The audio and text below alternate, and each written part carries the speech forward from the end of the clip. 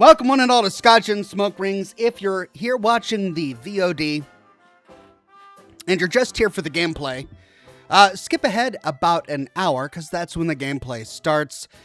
Scotch and Smoke Rings is a combination Q&A show where for the first hour I answer questions. You've got the questions that I answer with my answers, and then we dive into the video game. So we're going to have a bit of a Q&A, then we're going to dive into the game. And if you want to avoid spoilers, this is the show to skip. Because Amazon Prime and Kilter Films released episode 7 of season 2 of the Fallout show Tuesday. I think it was Tuesday. And I just finished publishing my breakdown video of that episode this morning. And it was a really late night, Wednesday night and Tuesday night, but I got it done and I got it out there, and we're going to be talking about it, which means that there's going to be spoilers. So just bear in mind, that's what the topic of conversation is, but it doesn't have to be exclusively about that. If you've got a question about something else, even if it's not Fallout related, go ahead and ask me. And then we're going to be diving into this game called AMENTI. It came out last year. I'm told that it's a rather short game, but it's extremely well reviewed. The art style is supposed to be very good, and it's supposed to be really scary. So if you get scared easily watching other people play games, yeah, I don't know, you might want to turn some lights on or cuddle something, because it's gonna be a little scary. But aside from that, I am at your disposal. Everybody, it's so good to see each and every one of you. We are live on YouTube, Twitch, and Facebook. Good to see Shadow Ninja 88, Military Bear Family, Matthew the Hockey Fan, Senior Tailsin, Maverick 80358 on Twitch. Good to see Cornelius Noble, Roman Granados on Facebook today. And of course, wonderful to see all of the regulars, members, and Patreon supporters on YouTube today. Bubs Abides, Wyoming Homesteader, The Vivid Kiwi, The Magic Q, Sarah, Jersey. Did they fix your names on YouTube? I'm starting to see a lot of familiar names that I don't believe I've seen in a while. Did they finally fix the name situation? Anyway, the Vivid Kiwi became a Silver Ox. Thank you so much, the Vivid Kiwi. And it's Soapy with the first super chat of the day says, so, what do you think Thaddeus is becoming? Oh, well, he's not a ghoul. And this is something that I talked about even before season 2 came out, because he didn't become a ghoul the way that people typically become ghouls. And so for Maximus at the radio station to immediately jump to ghoul just because he healed himself really quickly, I thought was a bit premature, especially since that's not really how ghouls heal themselves either. Ghouls heal themselves by exposing themselves to radiation, which the ghoul demonstrated in season 2, but Thaddeus didn't do any of that. He just healed himself. So whatever Thaddeus is becoming, it's not really a ghoul, but it's not a super mutant either. So he's turning into something very strange. There are many people thinking that he's turning into a centaur, mainly due to the limb loss that was on display in this episode. I think he's turning into something entirely different, because we have to remember that Harold is a creature in the Fallout universe as well. I recently did a profile video on Harold last month. If you're unfamiliar with the character, go ahead and watch that. It's going to show you how FEV in combination with radiation can turn people into completely bizarre creatures. And it typically has to do with an unorthodox exposure to FEV. Super mutants are created under very particular circumstances. They're created by the pre-war military, or by pre-war West Tech scientists, or by pre-war Vault Tech scientists, or by the Enclave, or by super mutants in the Capital Wasteland, all of whom are using VATS. They're using a particular strain of FEV that was refined for the exclusive purpose of creating super mutants. But FEV, throughout its long and sordid history, has been responsible for a variety of other creatures. Floaters, for example, are creatures that were exposed to FEV. They were flatworms that were exposed to FEV that mutated into the floater. Centaurs are an amalgam. They're basically a combination of humans and dogs and other wasteland creatures that fell into a vat of FEV or somehow got exposed to FEV together and amalgamed, like sort of melded together into a strange creature called the centaur. Harold was kind of splashed with FEV. He didn't get dunked the way that a super mutant is typically dunked, and that's why he became the strange mutant that he became, with Thaddeus inhaling FEV. If it was FEV, we don't even know. Who knows what he's going to turn into? I think Thaddeus is going to go down the Harold path, and I'm eager to see where it's going because it looks like he's already got his own Bob. He's not having conversations with it yet, but it looks like it's starting to emerge. So that's going to be exciting to see. Alt Grendel says, hello, Oxhorn and chat. Hello there, Alt Grendel. Good to see you on the program today. Alan Hama says, hey, Ox, how's it going? I freaking told you last week that I predicted the president would show up. You did? Yeah, I mean, I didn't think they would do that. I didn't think they would have the president of the United States show up at the end of season 2. I didn't think that they would be exposing us to the leader of the Enclave, the literal leader of the Enclave, this early in the show's run. But I was wrong. I was wrong. They certainly did. So yeah, the president showed up. Wow. I'm not exactly sure what to think about that yet because, well, I'll tell you what I was thinking about, and I was thinking about expounding upon this in a video at some point after they finish all of the episodes. But, you know, in our own universe, there used to be a time where people just sort of trusted our elected officials implicitly. And that was destroyed with Watergate. Really, the Nixon scandal was the beginning to the end of the public's trust in the federal government. But in the Fallout timeline, you know, we won the Vietnam War. And they went down a very different historical path than we did.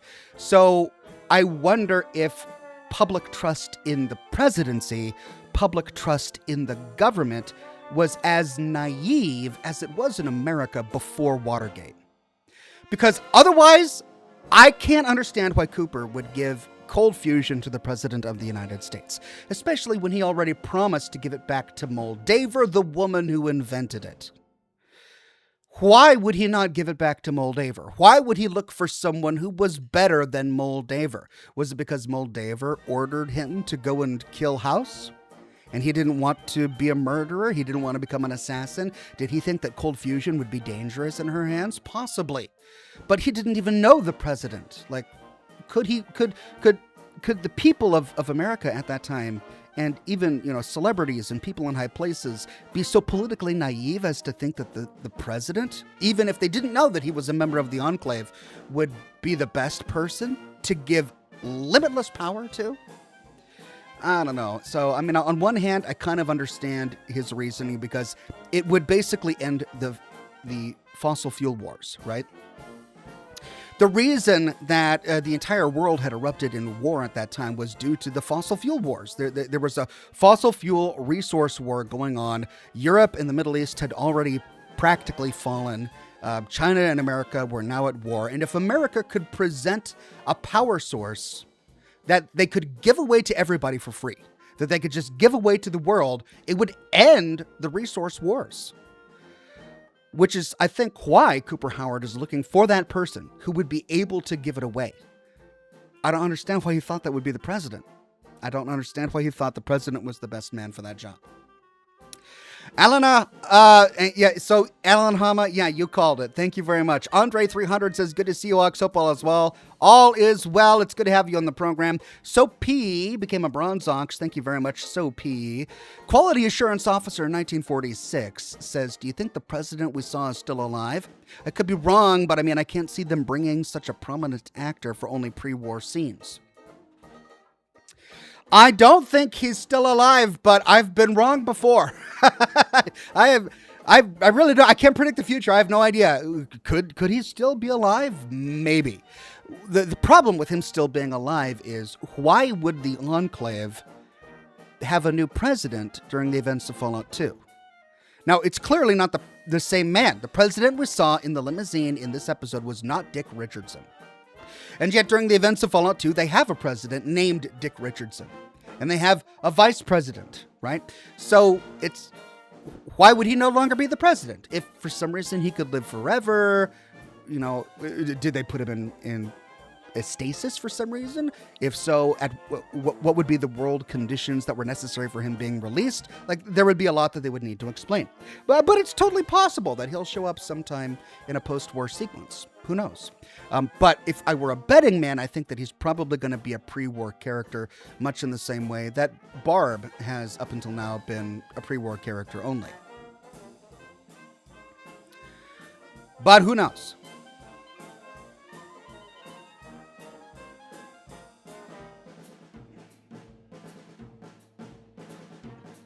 Ned Carlsberg says, "Howdy, Ox. Many people are theorizing that the Yes Man ending is the canon ending to New Vegas. What are your thoughts?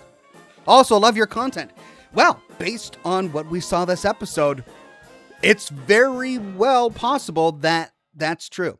And I didn't cover it in my video that I published this morning because there are other explanations for the Securitron chassis that's on the ground. And I really need time to kind of take a look at the scene and to compare it to the scene inside the Lucky 38 if we choose to side with Yes Man. But from all appearances, it looks like almost a carbon copy of what happens when Yes Man takes over the house terminal. So what he's talking about is that Cooper Howard finally enters the Lucky 38 200 years after the apocalypse, and he finds a scene where there's one Securitron chassis sort of laying on its back, splayed on the stairs right in front of House's terminal, which is exactly what happens when Yes Man enters House's computer network. He falls back in exactly the same way.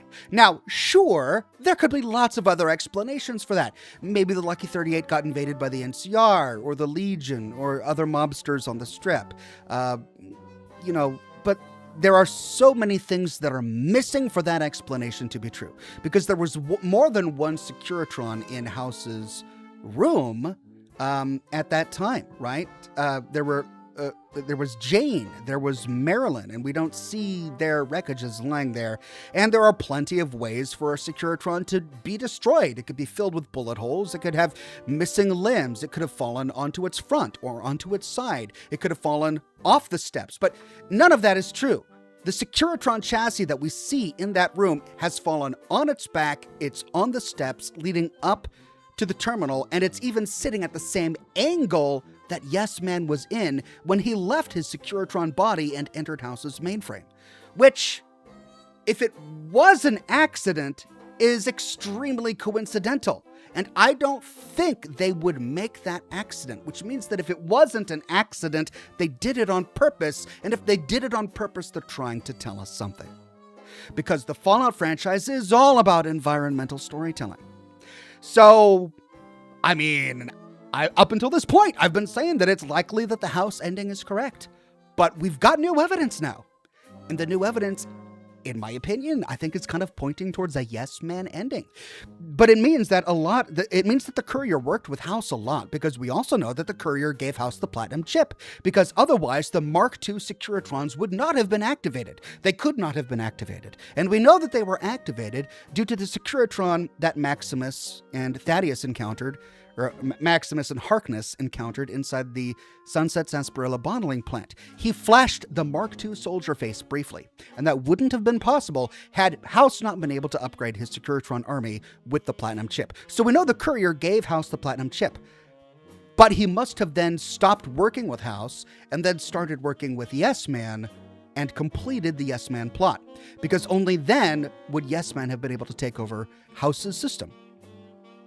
It would also explain the bullet hole in House's recovery pod, in his life support pod.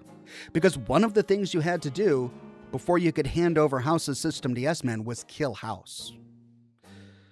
So I think we know who caused that bullet hole to appear in the life support pod. So yeah, these are all things that I'm going to coalesce into a video at some point. Alt Grendel says, "I used to work night shifts at a toy factory marketing Dracula dolls. There were only 2 of us working, so I had to make every second count." Every second count. I love it. Thank you for that one, Aunt Grendel. Enclave Leader says the NCR power armor is actually salvaged power armor. If you look closely, the torso looks like T60. The shoulders have O's under the pads. I noticed those. It looks like T60. Legs T45 and pads the T51 salvage from the Brotherhood of Steel War. Yeah, it's an amalgam of parts. I primarily noticed the T45. I think the circle discs in the armpit area, I think that was from the T45. That was one of the major reasons why I said T45. But it does look like it's a kind of hacked together suit of power armor made from an amalgam of different pieces. And I'm going to have to take some time to really, spend some time looking at it. The thing is, this episode dropped midday Tuesday. And I've been just frantically trying to get the video out this entire time, which means I haven't really had any moment to sit back and sort of relax with it, which is what you kind of need to do to absorb it, right? That's the way it is for any kind of media that I like to consume, as I like to spend time with it, watch it, rewatch it, go over it, think about it. And I haven't had an opportunity to do any of that. I had to watch it once and then instantly go into, responding to it. And I finished that, and now I can look at it again. And when I have that opportunity, I'll probably talk a little bit more about the construction of the NCR power armor. But I think I picked up enough information to be able to deduce that it wasn't a brand new suit. It wasn't like Ultrasight or communist Chinese power armor. It looks like they took some pieces of existing power armor and welded some metal on top of it, which is realistic. That's reasonable. That's something Raiders have done in the Fallout universe. It's totally something the NCR could have done. So that makes it more believable for me. Rachel says, anyone else triggered when the show plays the Fallout 4 start menu music? I immediately get flashbacks to prolonged load times, lol. Still not as triggered as the Radio Freedom music. This is Radio Freedom. No new alerts. It didn't trigger me. It's such a great theme song, the Fallout theme song, that I could sit and listen to it. It's just a beautiful song, so it wasn't triggering that way. The load times are a really big problem. That's true, as with any Bethesda game. But no, it didn't trigger me that way. Derek Mays says, "Hey Ox, the showrunners have said no canon ending, and so far I agree. All of the factions are weaker now. Civil War and the Brotherhood of Steel and the Legion. NCR is very weak. If the show goes East Coast, we will see all the factions. Thanks, Ox. I'm not. I can't confirm that. I haven't heard the showrunners say that, but I'm not surprised they would publicly go out and say that they're not declaring a canonical ending with the show, because that's the safest thing for them to say. If they were to come out and say, yeah, with the show we are saying the Yes Man ending has happened, if that's what they were to say, they would make a lot of people upset, right? So saying that they're not saying anything is the wisest move for them, and yet at the same time they are saying something. That's what the show does. That's the point of a show. It's to say something. And they're telling a story, whether with words or just the environment. And we can piece together events that happened based in the past, based on events that we observe in the show. With the cons at Novak, it disqualifies some of the endings to New Vegas. With the Kings as ghouls outside of Freeside, it disqualifies some of the endings to New Vegas. And by process of elimination, looking at the evidence as presented to us in the show, we can come up with a canonical ending to New Vegas. And it's something I'm going to tackle in a video when this is all over. Alan Hama Q says, theory, and hear me out, what if the opening scene of the pilot was an implanted memory to Coop? It explains all the inconsistencies with Jenny and the cryopads, and Jenny not looking like 12 in the scene. That would be a cop-out. It would be a complete cop-out. If they came out in season 4 or 5 and said, oh, and really, Cooper Howard has been in Tranquility Lane this entire time, and these are just visions that we implanted in his head. Like, it would be a total cop-out. I wouldn't buy it. It would enrage the entire fan base, and they're smart enough to know that that's not the way you go about telling a good story. And I don't think that they would do that. So I think that's off the table. It's certainly possible. But I think that's off the table.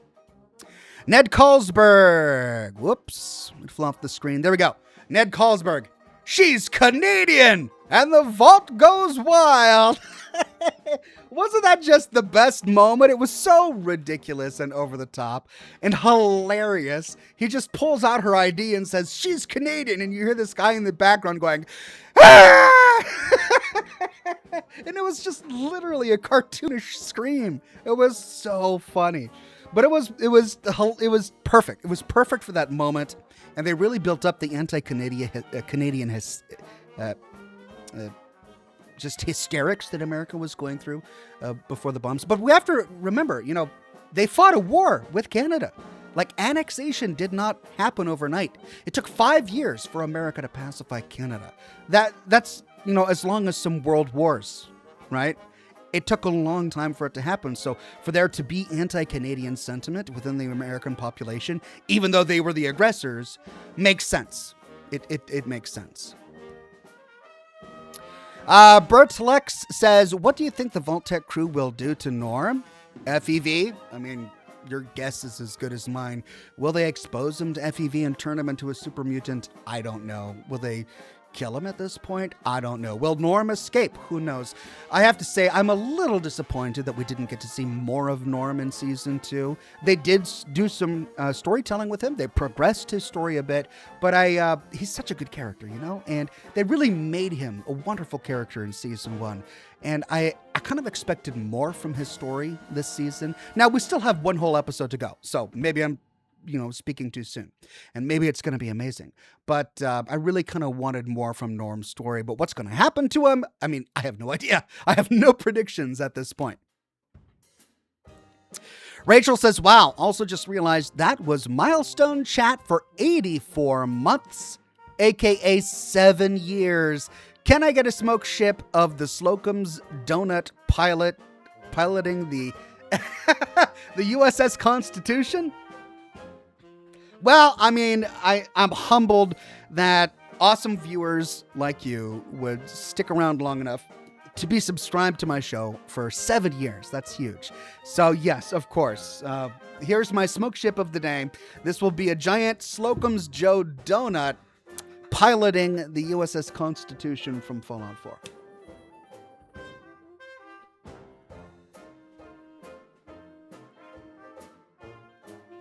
Now, if you're new to the program, yes, I blow smoke ships, much in the same way that Gandalf does.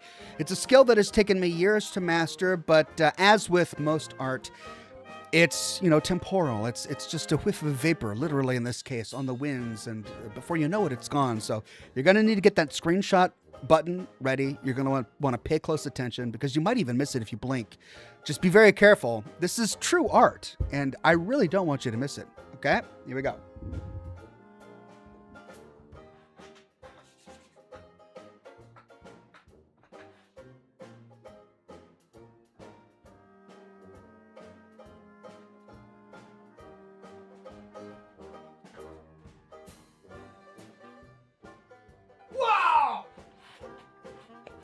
Did you see it? For the briefest of moments before your very eyes was the USS Constitution, as it was seen during the events of Fallout 4, with the engine thrusters on it and everything, with the beautiful Slocum's Joe mascot donut at the helm, just putting it through its paces. It was majestic. If that's not too big a word, humility is not a strong suit of mine when it comes to my smoke ships. I'm sorry. I'll work on that. But, you got to take pride in your art. Thanks again, Rachel, for being a member for 7 years.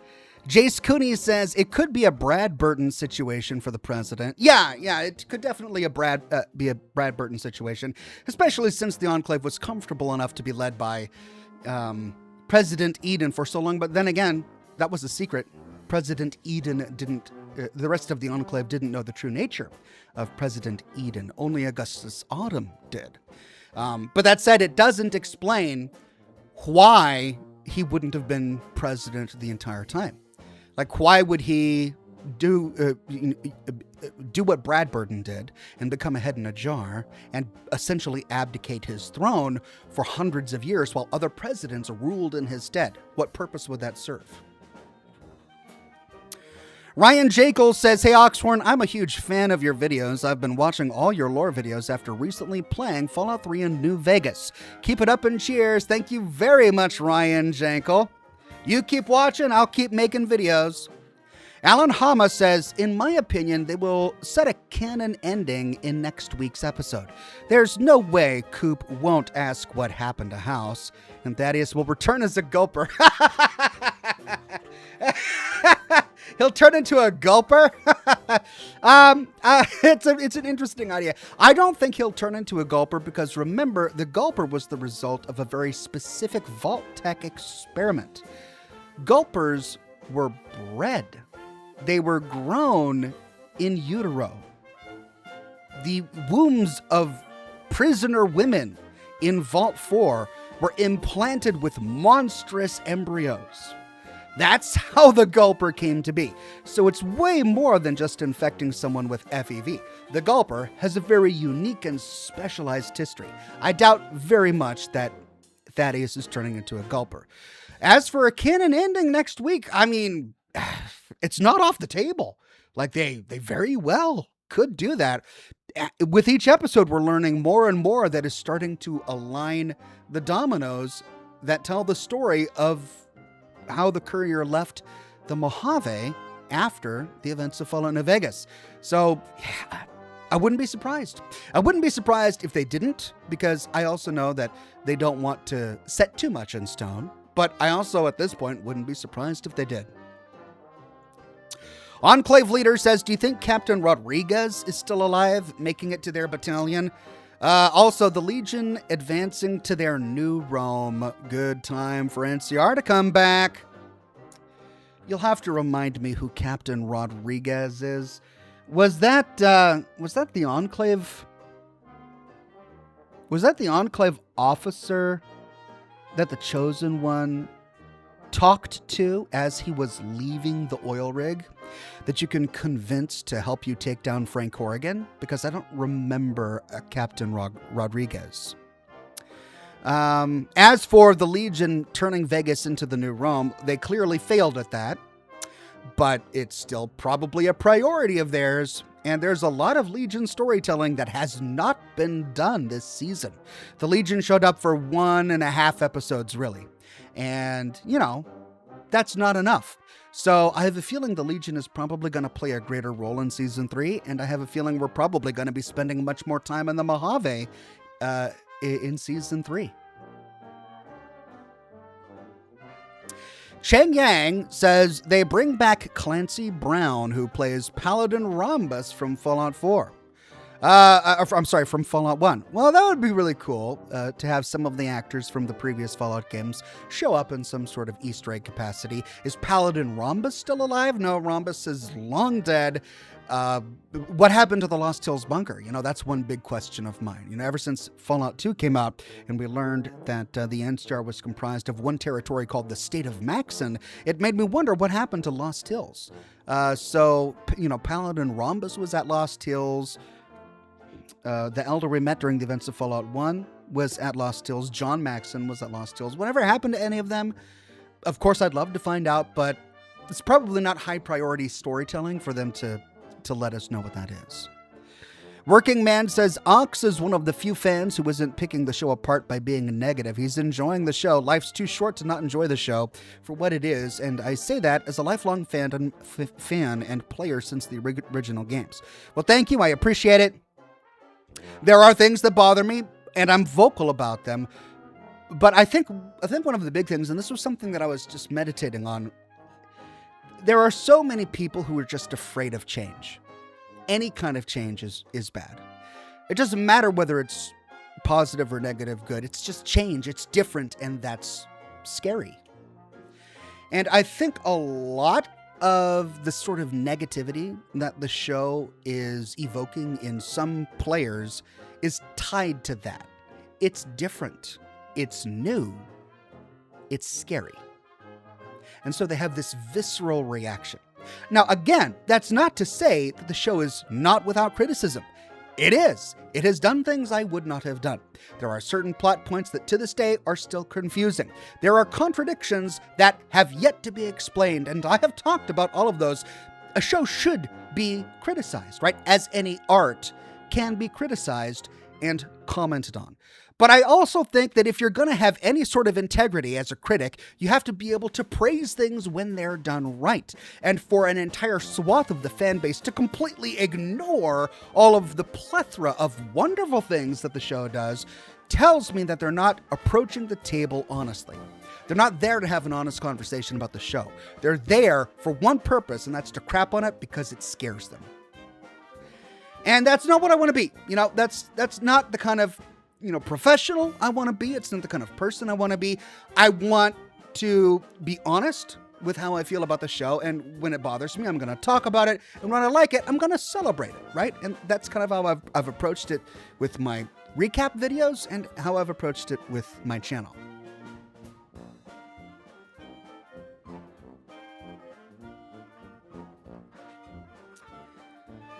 Alan Hama says, did you see the Legionaries marching to New Vegas in the promo? Who do you think will save Freeside? And in the episode in minute 27:54, this is very granular. I haven't been able to really absorb the show yet, just let you know. I watched it once, and then I produced my video, and I haven't had a chance to go back to it. But you're already talking to me about things happening at minute 27 and 54 seconds in. Anyway, at the 27th minute and the 54th second, behind Maximus, there's a guy that looks like Arcade Gannon. I mean, maybe, man. The thing is, Arcade Gannon was a tall, white, blonde guy. And there have been other tall, white, blonde guys before. So is some random dude in the background of Freeside during the 27th minute and 54th second of the show Arcade Gannon? Probably not, I'd guess. Is it possible? Totally possible, but I doubt it. Especially since Arcade Gannon will have been a bit older. He's going to be in his 50s now, right? Because he was in his 30s during the events of Fallout New Vegas. As for Legionaries marching to New Vegas, I mean, we've got one more episode, and they didn't wrap up the story of what happened to the Legion, so who knows? Unoctium says, hey Ox, I've been enjoying your series catch-ups. Glad I could catch a stream. I actually have a creation of the NCR Power Armor coming out soon on the Fallout 4 store. I'd be happy to send it to you if you'd like a closer look.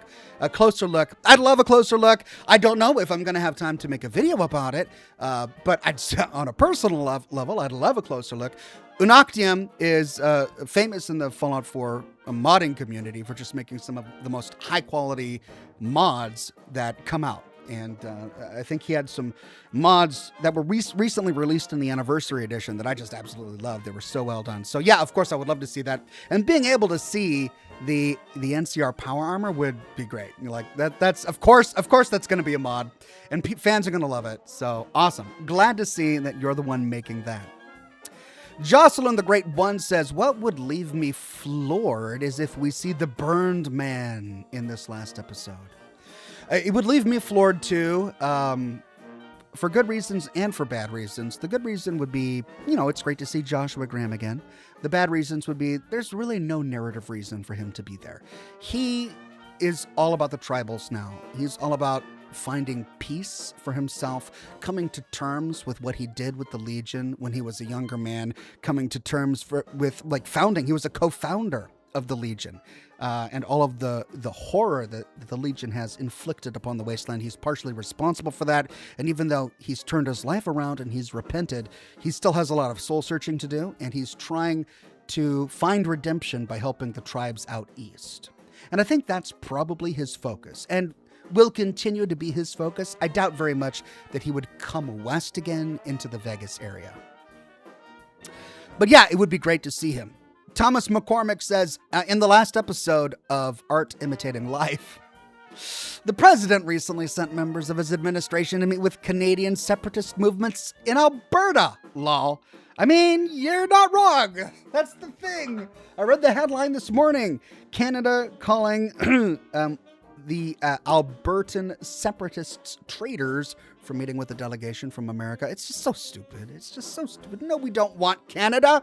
No, we don't need Canada. We want Canada as an ally. That's it. We can get everything we need from Canada as a friend. That's all we need Canada for. No, we don't need Greenland. We already have a military base on Greenland. We don't need it as part of America. All we need them is as a friend. That's all we need. And he's ruining all of that by talking about annexing them. It's so stupid. Ugh. And yeah, I talked about this, I think last year on Twitter, about art imitating life, imitating art. I can't believe that we're in 2026 and it's been so many decades after the release of Fallout, and we're already at the point where we're rubbing shoulders in the wrong way with communist China, and we're talking about annexing Canada. Just freaking ridiculous. Sarah says, proud of Chet for growing a tiny pear. Cheers for Chet. Yep, cheers for Chet. He was clearly outside of his comfort zone.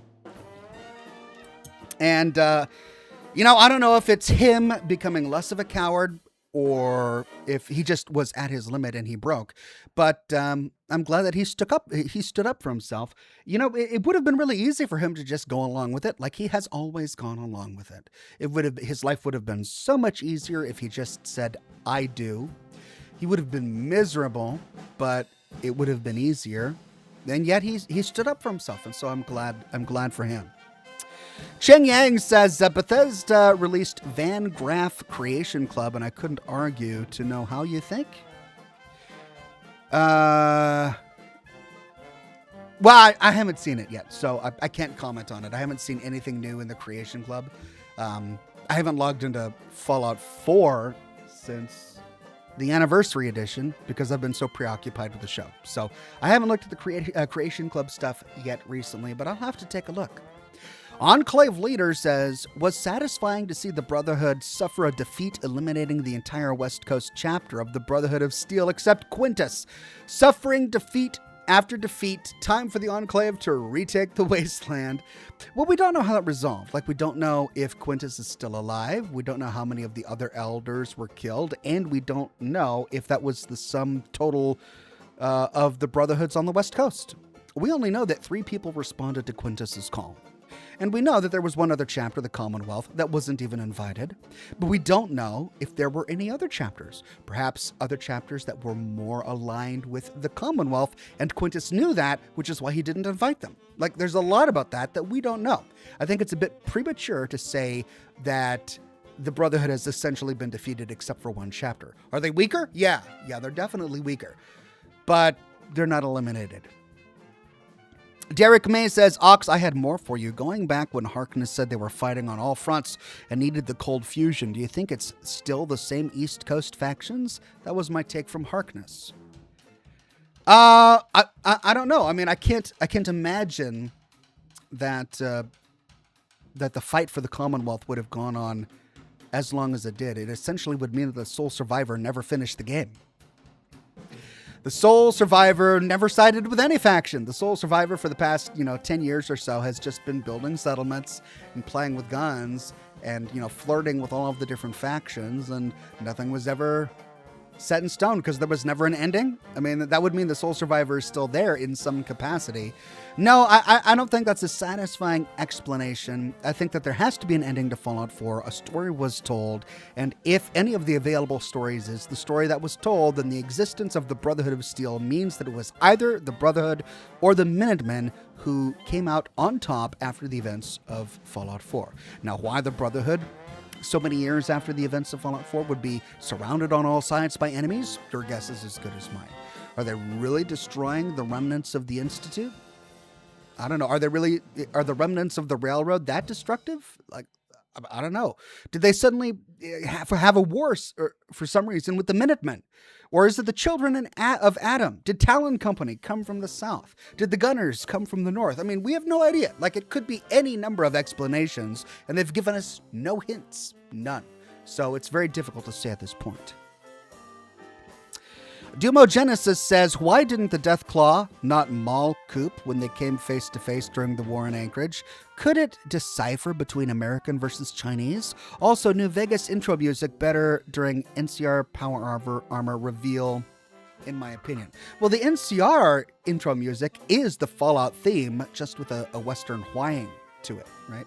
So it's the exact same thing. They didn't give it a Western whang, but they still played the exact same theme. Now, as for the Deathclaw not attacking Cooper, I had the same question too, and there were many people in the chat who said that it was because the Deathclaw was blind. And they said that the Deathclaw was blind because its eyes were opaque. And I saw that. I don't know if that's enough reason to believe that the Deathclaw was blind. Could it have been blind? Sure. Is there evidence that it was blind? Yes. Is that the reason it didn't attack? It didn't recognize Coop? I doubt it. I don't know. Maybe it just has poor eyesight. We really don't know.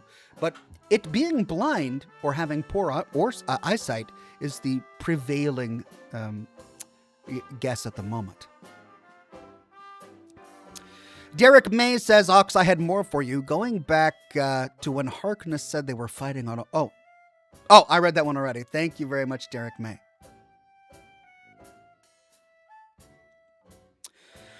Ken Robertson says, thoughts on Cooper becoming a glowing one? Maybe like Oswald, if not Farrell? I don't think he will have a happy ending. We rarely have happy endings in Fallout. I agree.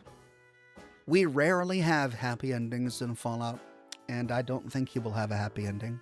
As for him becoming a glowing one, I mean, the only evidence we have is that a chunk of uranium was stuffed into his abdomen. Is that how glowing ones are made? I don't think so.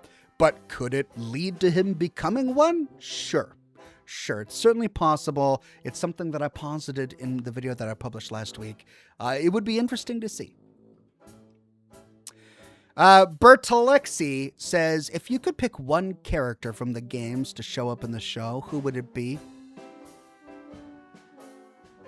I mean, it would be Harold, but Harold's probably dead, so we'll probably never see Harold, but I'd love to see Harold again. Aside from Harold, I mean, we already got Fisto. That was high up on my bucket list as well. We already got Fisto. And we've got a dog meat of some sort. I guess Marcus. Marcus is a great character. I'd love to see him again. Vince M says, good evening, Ox. Episode 6 from Season 2 was intense. I'm hyped for Episode 7. I feel like it's going to leave us with another cliffhanger. I enjoy your recap videos. Have a nice stream. Cheers. Yeah, and I believe you meant 7 because we watched 7 today, and next week we're going to get 8, the final episode of the series. And yeah, I think they're definitely going to leave us with a cliffhanger, just like Season 1 left us with a cliffhanger. So we should go into it expecting that they're not going to finish all of the storytelling that they set up for us this season. They're going to continue to tell that story in Season 3. I just hope that it resolves itself in a satisfactory way. I hope we get some resolutions, while some of the bigger ones are left unresolved. Enclave leader says, NCR Captain Rodriguez, leader of Rangers in the Hills. In the show? In the games? Like, what's the context of this particular comment? Was that the name of the NCR Ranger that helped Lucy and the ghoul when they arrived during the show? Alt Grendel gifted 5 Oxhorn memberships to the community. Thank you so much, Alt Grendel, and congratulations to Ken Robertson, Hod Toward, the Crafting Gamer, My Man, and Bacon Double Swiss. Michael Ewan says, any chance Thaddeus to turn into a tree like Harold? Yeah, possible. I hope not. I think one of the interesting things about FEV is to see the myriad of different types of creatures that can be created with FEV. So Harold, for some reason, went down the tree route. And, I think many people were thinking that it's because a bit of pollen sort of landed into his body while he was mutating, while he had these big open sores, and it took root in him. And it also got infected with FEV and sort of took over his entire being. That's why he talked to another presence within him called Bob. But without that substance affecting Thaddeus, who knows if it'll be a tree. And now they could do it. They could make it a tree as a direct callback to Harold, but I hope they don't. I hope they make him something different. I hope that Thaddeus is a unique mutant, very different from Harold. The new guy 95 says, what do you think about the skin pack cash grab on Fallout 76? $30 for a Legion skin, a few trinkets, and NCR Power Armor skin that dropped after the latest episode. So you know me. I never buy anything on the Atomic Shop. I never have. I've got hundreds of atoms that I've never spent because I don't do it. I don't enjoy it. I don't want it. I wanted my Fallout 76 gameplay to be the gameplay that was included with my $60. And the Atomic Shop is not part of that, so I don't spend my atoms, even when I earn them in-game. Now, there are plenty of people who like spending atoms on skins. There are plenty of people who are going to continue to engage in microtransactions to buy skins. And as long as there are people who are spending money on Legion skins, Bethesda's going to make more skins, as will any company that creates a product for their consumer. Is it a cash grab? Sure. Is it immoral? No, it's not immoral. It's a business. I'm not going to sit here and say that they're immoral and unethical for creating a product that people are happy to buy. Is it a product I want? No, it's not. I'm not interested in it. But if other people want it, okay, fine, go and buy it. That's for you, and it's between you and Bethesda. Do your thing. I'm an old school gamer. I've been gaming my entire life. I remember when there weren't microtransactions, and we're not going to go back there. I wish we would. I wish we could, right? I wish we could go back to a day where, games were finished when they were published and they were burned onto a CD and the game was done. And that was it. Like you got the game as it was, and it was not published in an alpha state. It was published in a finished state, and you didn't have to spend money on microtransactions to get the skins you want or to give your character added functionality that actually makes your gameplay easier. I mean, all of that stuff bothers me. But there are people who are going to continue to consume that kind of content. They're there, right? They're there. I can't stop them. You can't stop them. We can't do anything about it. That's the way it is. And it's not changing. So we just have to get used to it. And I wish I had a different message. Jace Cooney became a Bronze Ox. Thank you, Jace Cooney.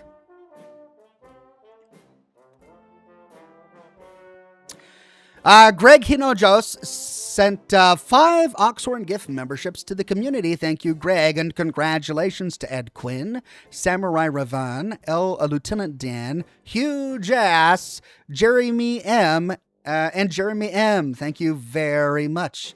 Untimely Release says, if Welch is useful idiot, how she know about President secretly landing in Vegas? You think she's truly innocent?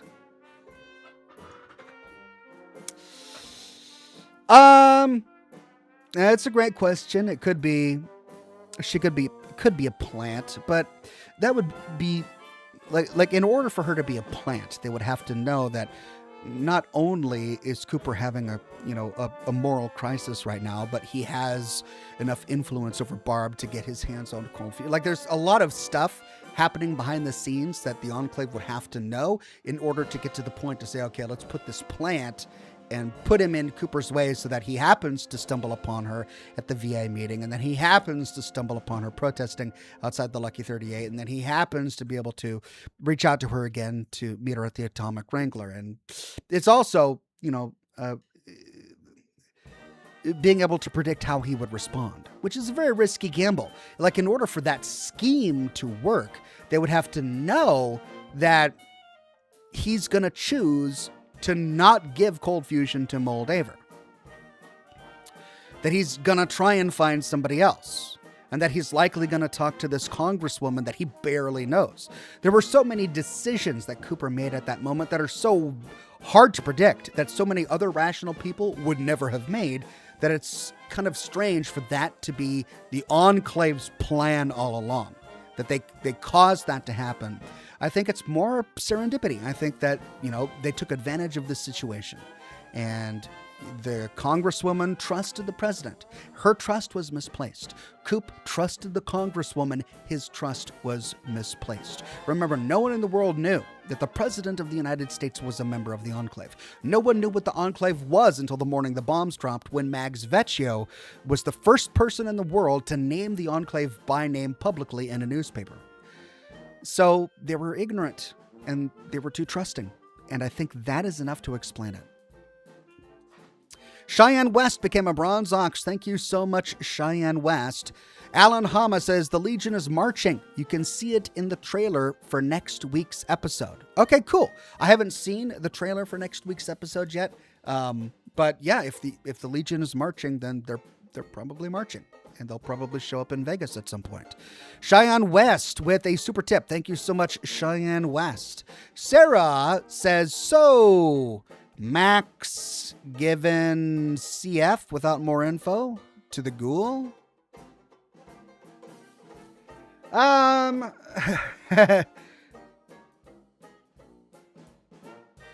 think with Maximus, he needs orders. He was raised in the Brotherhood of Steel. He needs a leader. He can be an inspiring leader, but he's also the kind of leader who needs a leader. He's a good lieutenant. He's not a good general, right?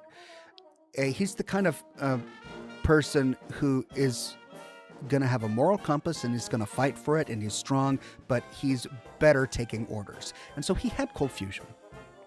And it was overwhelming. And he didn't know what to do with it. And he wanted to take orders from Lucy because he knew that Lucy was a good person and whatever choice she made was going to be way better than any choice that he could make. But instead of stumbling upon Lucy, he stumbled upon the ghoul who happened to know Lucy, and the ghoul, being as charismatic as he is, remember he's a former Hollywood actor, managed to tell Maximus what Maximus needed to hear to make him trust the ghoul, and got him to turn over cold fusion. And I think it's as simple as that. He got armor out of it. He was told that the ghoul had a plan, and the ghoul's plan ultimately ended with cold fusion being given to somebody good, even if it had to go to somebody bad first, and that was enough for Maximus. Because he's not a big picture thinker. He's a doer. Enclave Leader says, so there was an NCR leak. Going back at the photo, it was one of the locations Norm and the 31ers were eating Blamco macaroni. I think the NCR will encounter Norm and Claudia after they escape. It's possible. It's totally possible, yeah. I'm not familiar with the leaked photograph that you're talking about, but will they escape in the next episode? Possibly. Will they stumble upon the NCR? Also possibly. That's probably the best case scenario, in my opinion. There are so many other bad things that could happen to Norm and Claudia that could very possibly happen as well. They have just as much chance stumbling upon the NCR as they do the Legion, or the Cons, or the Fiends, or Deathclaws, or so many other horrible things. So I hope it's the NCR. Thomas McCormick became a Silver Ox. Thank you so much, Thomas McCormick. Derek May says, last one, Ox, do you think the show will remain a West Coast story or eventually go to the East Coast? Would be cool to see the Capital Wasteland again. I think it will eventually go to the East Coast. I don't think they're going to make it a West Coast story for all 5 or 6 seasons. I expected them to move further east after season 2, but the way the narrative is being pieced together, unless something dramatic happens in the next episode, I think they're going to have to stay in the Mojave for a little bit longer, because there's still a lot that they've got to resolve in this particular area. So I think my guess would be that they're going to stay in the Mojave for season 2, season 3, and then start moving east, season 4, season 5, ending up in the Capital Wasteland, maybe season 5, possibly pushing up into Boston season 6. That would be my guess. The new guy says, not Adams, actual cash. Well, you buy Adams with cash. Or are you saying that you can't purchase these with Adams? See, I haven't seen it yet, so I don't know what you're talking about, but are you saying that these are new skins that you can't purchase with Adams? The currency that they created specifically to buy skins with, you can't buy these skins with Adams. You have to spend more cash? Ooh. If that's the case, then I don't like it. Jay and Frey says, do you think the Congresswoman is Enclave? I don't think so. I would be very surprised if that were the case. Possible, but I doubt it. Cyberbot says, lol, she's Canadian. Scene went exactly how I expected it. It was hilarious. It was hilarious because it's so ridiculous. And I think in the current political climate where we actually have some people that are like that it's even more funny to any rational person.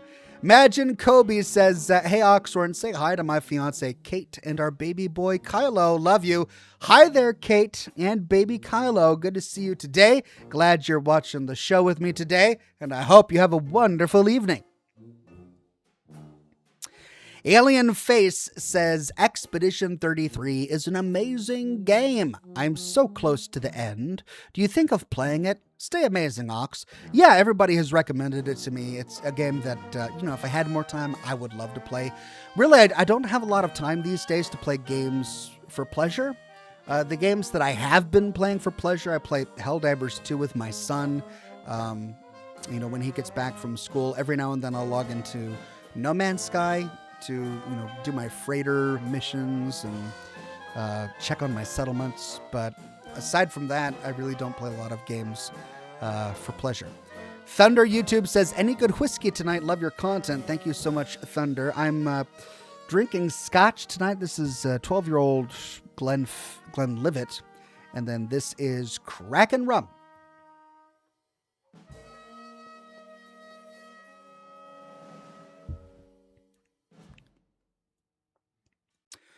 The Raging Krogan says, hey, Ox, I've been following the events in Iran. They say now 50,000 people have been killed by the regime. I feel so bad for the people. They are so brave. That's just an atrocity, an absolute atrocity. I feel horrible for them. They're incredibly brave. I mean, not only for them to have lived under that regime for so many generations, but for their youth, because these protests and these demonstrations are driven by the youth. They see the future that they're going to have, and this is just them gasping for breath. And I don't know, I'm really frustrated. We're going to sit here and we're going to abduct the president of Venezuela, and we're going to allow Iran to kill 50,000 people who are just protesting. I don't know how I feel about intervention, but I'm pissed off and I want to do something. Sarah says, P.S. no Spurs at jingle, jangle, jingle. Yet, rage. Well, remember, we've got one more episode. Maybe we'll get a good Spurs the jingle, jangle song in the mix there. Enclave Leader says, Kevin McAllister is the new Caesar. True to Kevin. Always true to Kevin. Although, if it's a hard K in English, should it be a soft C in Latin? 7? Always true to 7? I'm being stupid. Never mind. Don't listen to me. The new guy says, yep, no Adams, cash only. Why else do atoms exist? Do they not exist to buy things like skins? Is that not why they exist? Why would they make skins that can't be bought with the currency designed to buy skins? I think that they're overestimating the number of people who want to cosplay the Legion in Fallout 76. Or maybe they're not. They've got a marketing team and I don't. Six Paper Joints says, hey, Ox, do you think we will see a stealth boy or a Chinese stealth suit in the show? Also, maybe a Fat Man launcher in action too? Definitely. This season, probably not, if we haven't gotten to it yet. But, we haven't even gotten to the Hoover Dam yet. There's a lot of the Mojave that we haven't gotten to yet. But we'll have to see a Fat Man at some point. You can't do a Fallout show without giving us a Fat Man. As for Chinese stealth armor, it would be really cool to see. Is it high up on the list of in-game technology to show off? I think it's medium. Jace Cooney says, game recommendation, I was a teenage ex-colonist. What? never heard of that. I Was a Teenage Ex-Colonist?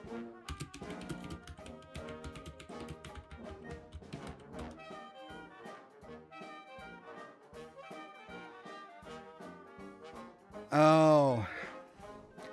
Is it like a teen angst? Okay.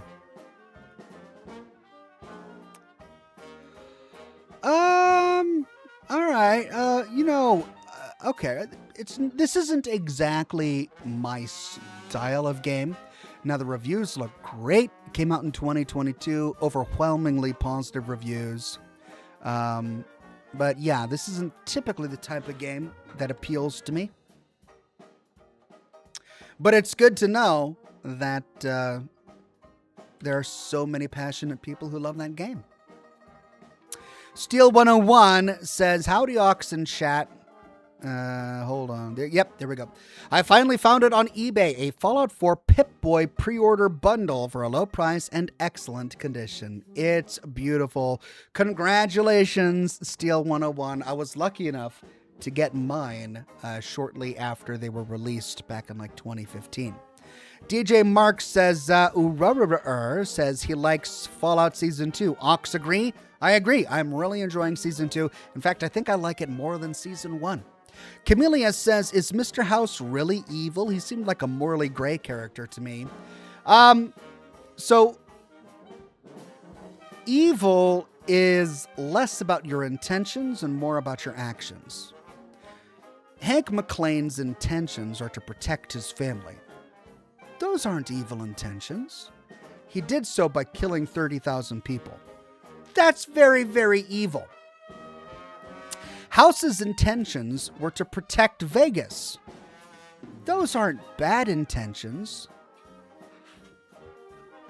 He protects Vegas, or at least develops technology that he needed to sell to Vault-Tec in order to get the cold fusion that he needed to protect Vegas, by experimenting on protesters at a pub and killing them all. Well, that's pretty evil, right? Now, to be fair, until the show came out, the House hadn't really done any active acts of violence like that. Though, if you look at the ending slides to Fallout New Vegas, he does a lot of things like that. If you give House power and there's a faction that just gets in his way, he'll annihilate them.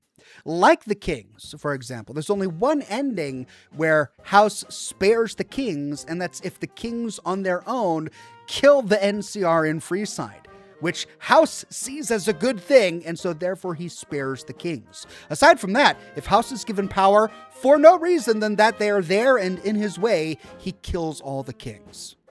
And there are a lot of little things like that, right? Like him demanding you completely destroy the Mojave chapter of the Brotherhood of Steel before you can side with him. Like, he makes you do really bad things. So, does he have evil intentions? No, I think that he wants to protect Vegas, but I think it comes from a selfish motive. But he definitely does evil things. So is he an evil person? I think people should be judged by what they do, more than judged by the words they speak and by their motives. Cheng Yang says, Oxen, Resident Evil 2, do you think it's impossible for a rookie like Leon to survive in Raccoon City? Well, I mean, he's got plot armor, so there's just something special about Leon, right? He's got the reflexes, he's got the insight, you know, he's Leon, man. Doesn't matter that he's a rookie. Alt Grendel says, time, Oxhorn. Oh my god, it is time, and I haven't shown off my prop yet.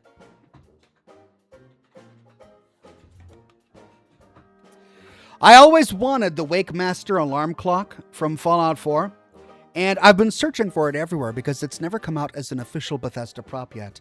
And the closest I could find was this on eBay. This is called a Seth Thomas clock. I thought it was going to be a desktop clock, like the one in Fallout 4, but it's not. It's a wall clock. You got to hang it on a wall.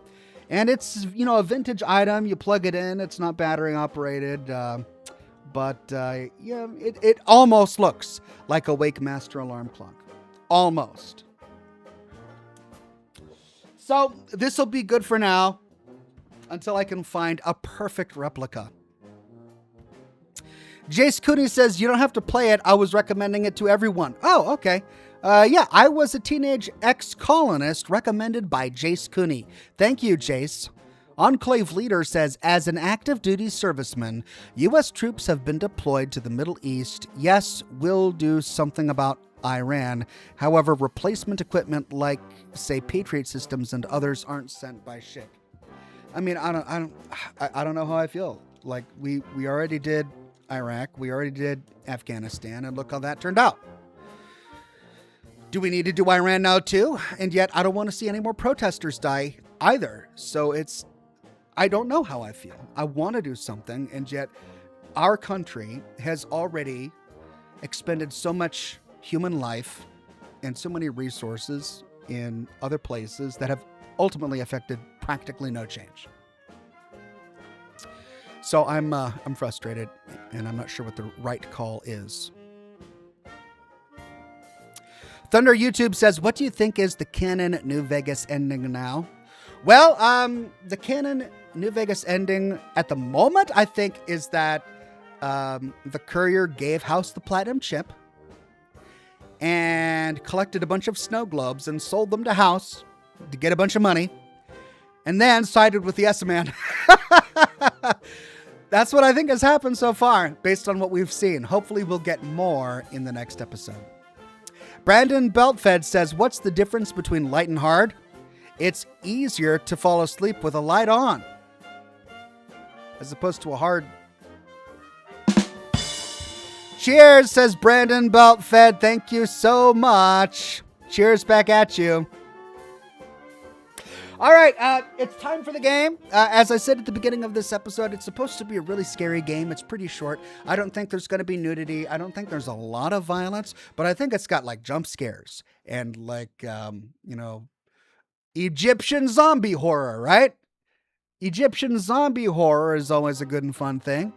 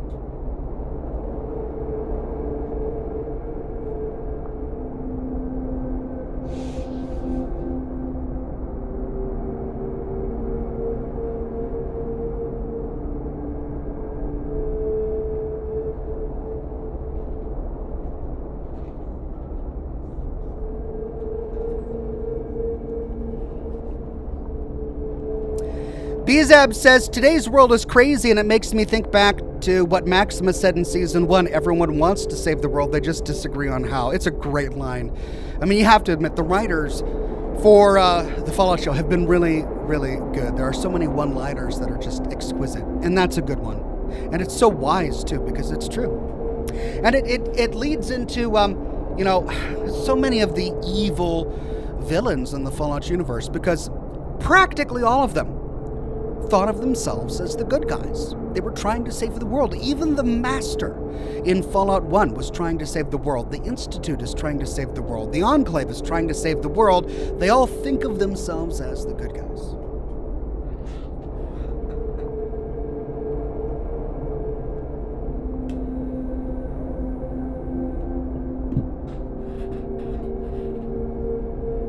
Alan Hama says, Ox, you missed 2 of my super chats. Did I? Because I feel like I've read a novel written by you today. Let me see. I'm scrolling up.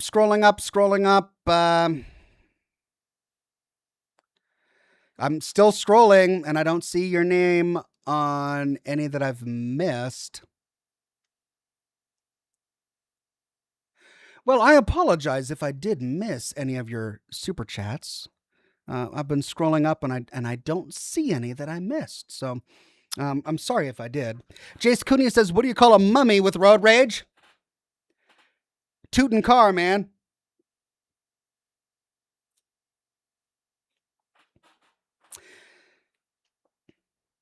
Tutankhamun. Tutankhamun. Okay. Thank you. Camilla says, I'm playing Cyberpunk. How did you like it? I really enjoyed it. I played it back before they fixed everything, but now that they've fixed everything, it's hard for me to recognize the game, and I haven't summoned the energy necessary to relearn how to play it.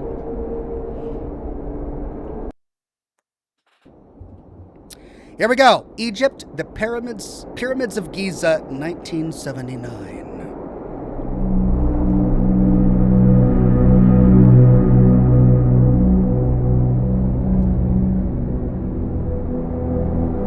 Today is the most important day of my life. By tomorrow, I could be hailed as the bravest photographer or the most foolish in history. Wow, no voice narration here? I want to photograph Rudamon's remains. I'm terrified, but I won't let fear stop me. This is my chance to make history.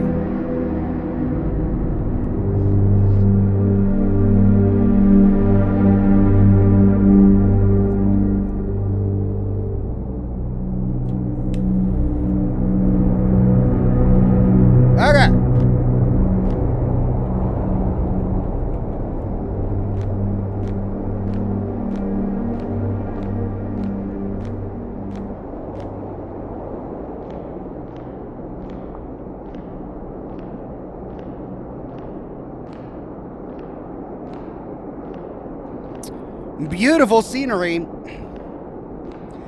Reese Ben says, hi, Ox. I've been watching you at least since I was 14. I'm 21 now, and you made me want to study 3D animations, tunes, and game design. Thank you for being so amazingly. Would you ever collab with Epic Nate? Yeah, I met Epic Nate in California when we went for the Fallout show Season 1. He's a great guy. I'd totally do a collab with Epic Nate sometime. And it's good to have you on the program, man. Good luck with your career. These pyramids were built by humans? I find that hard to believe.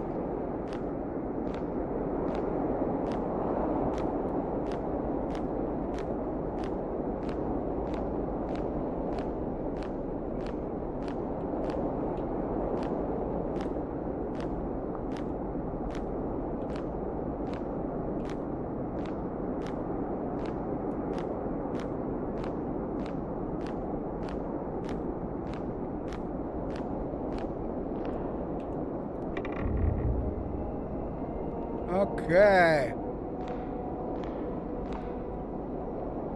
It's getting dark. I must enter the tomb before the guards change shifts. Alright, well, oh man, who's that dude? Alright, who's that dude? Can I take a photo of that dude?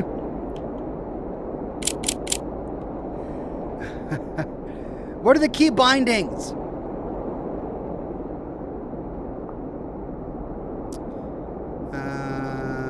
Take photo, right mouse button.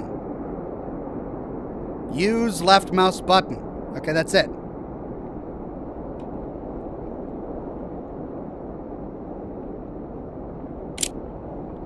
Okay, well, I took a photo of that guy, whoever he is.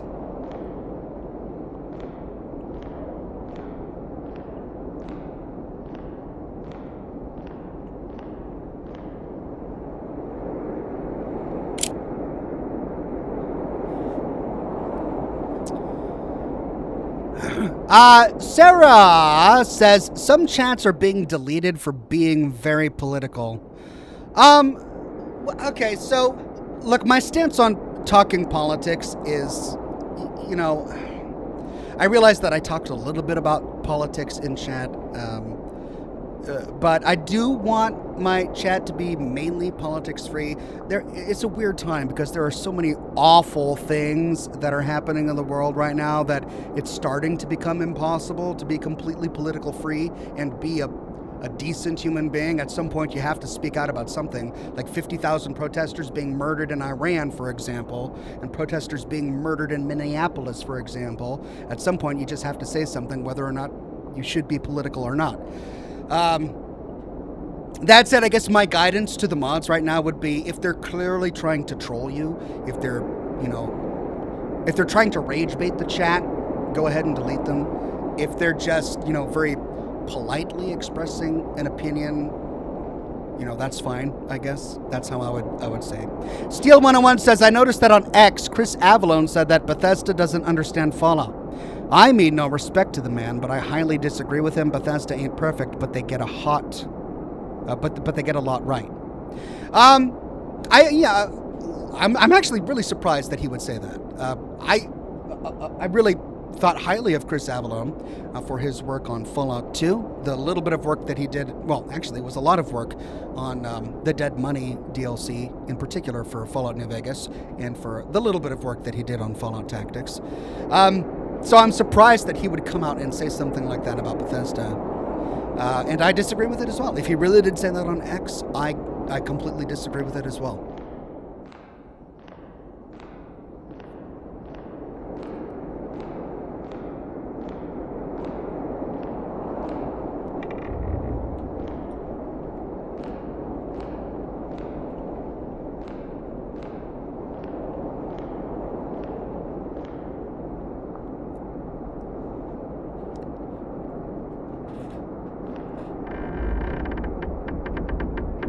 Go!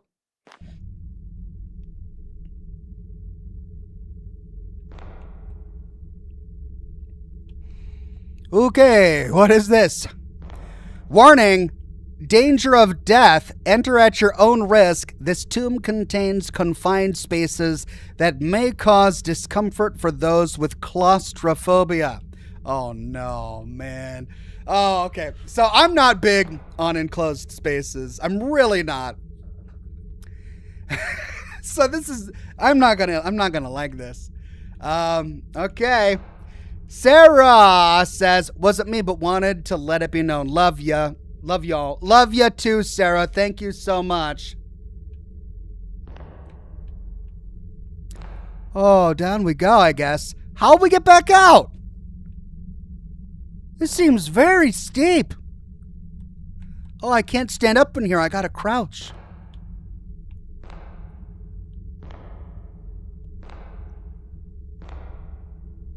Oh. Oh, boy. Okay. Okay, not bad. Whoa. Someone has been here before me. Right click to take pictures. Take photos of anything interesting. Okay. Well, this looks interesting. Oh, that's nice. So I couldn't take a picture of that dude who was standing behind me? That looks interesting. I guess I can't take a picture of that. Well, this looks interesting. That's not Egyptian. I guess I can't take a picture of that. Ooh, there's another room over there. I guess I can't take a picture of that either. Do I need to reload?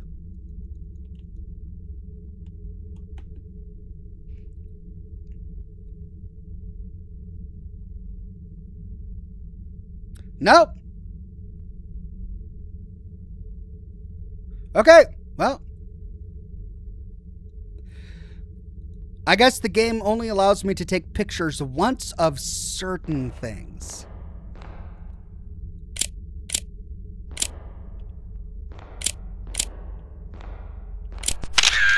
Oh, there we go. I was able to take that one. I guess it has to be at the right angle, too.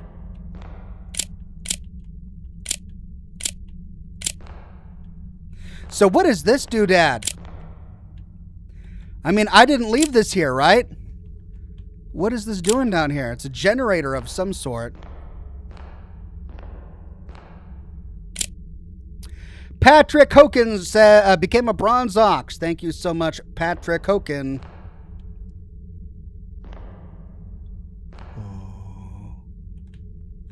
Oh, I can't. Oh, I can't. Well, I took a picture of that. I need more light to take more photos. Okay. Yeah, I agree. So let's turn this generator on. that is conveniently placed here.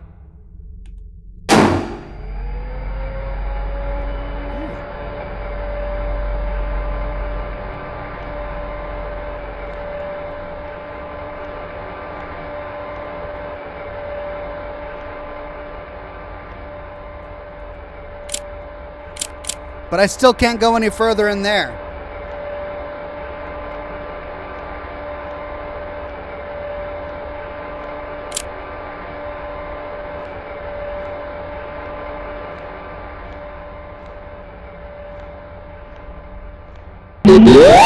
Come on, man! Really? Okay, so this is how it's gonna be, huh? This is what it's gonna be. Really? How many hours of this? How many hours are we gonna do this? Is this what you're just gonna do? What was that sound effect? It was just like, boo. It was like some sort of sci-fi. It wasn't even a scary Egyptian thing. This is what you're gonna do to me, guys? For Pete's sake.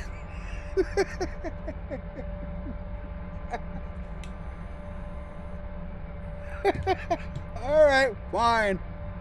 Fine, whatever. We got more to boo.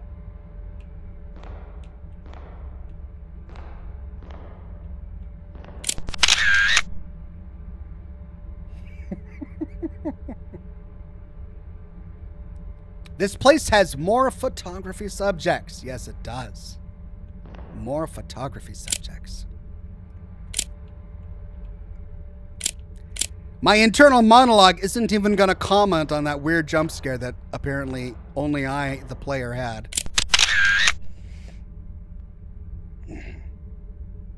Loving that.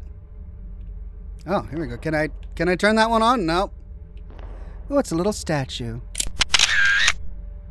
Yes, I can take that as well.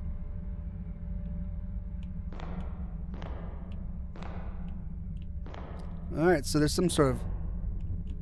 Where am I? It's still so dark.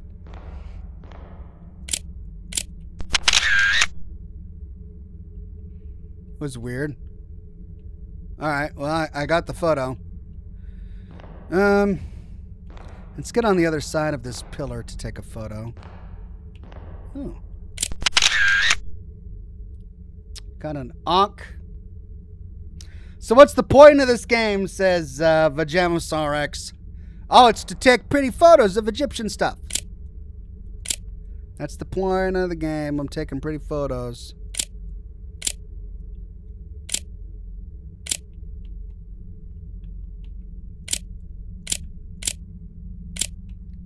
Right.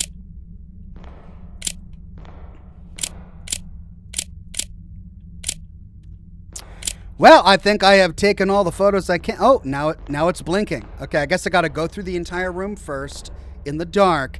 Then I wait for the generator to blink. And then the light will lead me on to the next path and the next jump scare.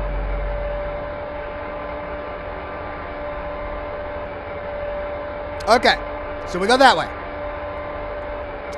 Did anything change in these other rooms? No. All right.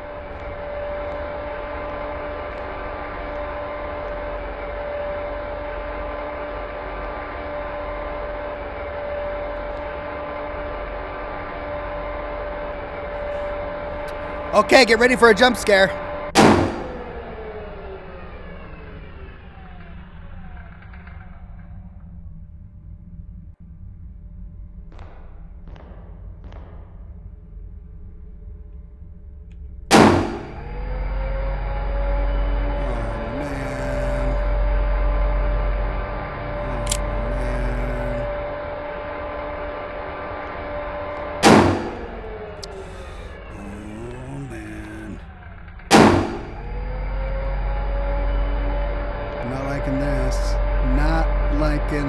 This at all. Do I need to take a picture of the doggos?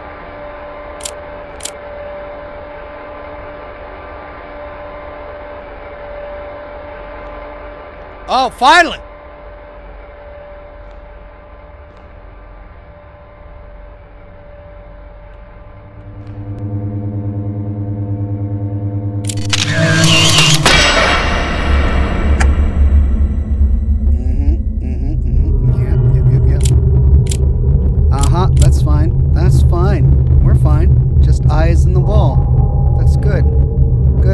Oh, flashlight. Yay. Oh, thank God. Thank God. What's that? Can't do anything with that. All right. Oh. Oh, the heads are looking at me now. Oh, what? Why are the heads looking at me now? Don't be looking at me, heads. Oh, man. Turbo Pilot says, is it possible the Institute and the Brotherhood have even finished the lore in Fallout 4 and we get to see the alternative outcome in the TV series? I mean, yeah, otherwise the story of Fallout 4 would take a decade, man. Like, we can't... if it hasn't finished, then that means that when we get there during the events of the show, the sole survivor will still be alive. Our character, the person we're playing, is actively playing the plot when the show stumbles into the Commonwealth. And there's no way they would ever do that. Yeah, what are you looking at me for, you little canines? There's a reason you're extinct. Oh. All right, follow the blinking light, I guess. Oh. Why does light not go far? Why is light so bad? This light is bad. All right.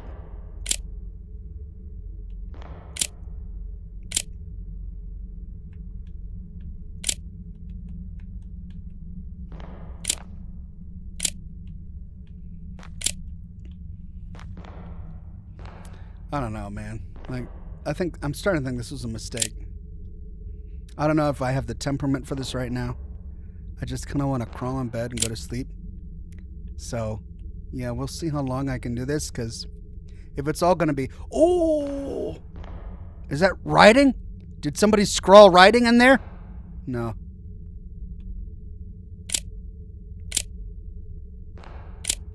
For a minute there, it looked like there was writing on the wall. All right. Omega? Oh, I gotta look for another symbol to put in there. All right. So it's a scavenger hunt. We gotta oh no, that's not it. Nope. I guess wrong. We go in there. More confined spaces. Hooray. Hooray. Oh. Oh. What is this?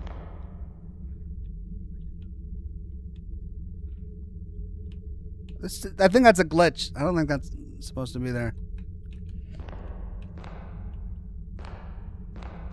Warning, danger of death. Tragic events haunt this place.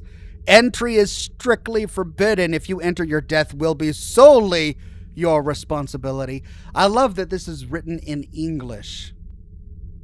In Egypt in the 1970s, and that there are generators conveniently placed all around this ancient pyramid. Like, I'm not playing this game for realism, but then again, it is a ghost game. You don't play a ghost game for realism.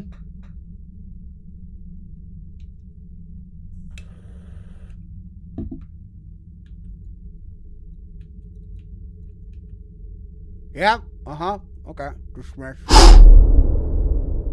What was that? What was that, man? Did my character go whoop? Or did somebody blow on my ear?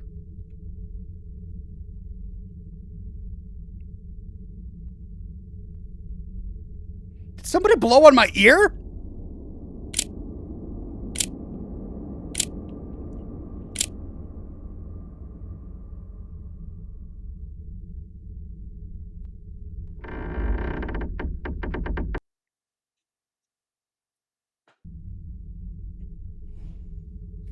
Why is light so bad at being light in these kind of games? Like, it's just not doing what light needs to do. Oh, man. Yeah, sure. This is all fine.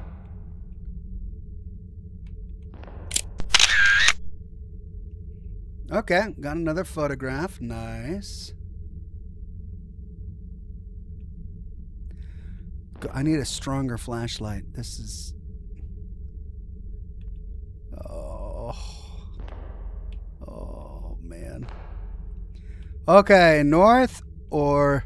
Oh, is that blood? Is that blood? No, it's water. Oh, we could go this way, too. Can we get in there? Nope. Oh, let's go north. North it is. Anarchist69 says, what has two butts and kills people? An assassin. Oh, you can't hear my percussive stings. Thank you, Anarchist. Greg Hinojo says, this reminds me of those novelty theaters with the chairs that blast you with air or squirt water on you. Somebody came up behind me and went, whoo. In an Egyptian pyramid. All right, here we go. Yeah, getting some good old 1970s photographs here. Oh, that's cool, too. Nope. Okay. I mean, you want me to take photos? I'll take photos. I'm a good photographer. Well, looks like we gotta go that way. Man.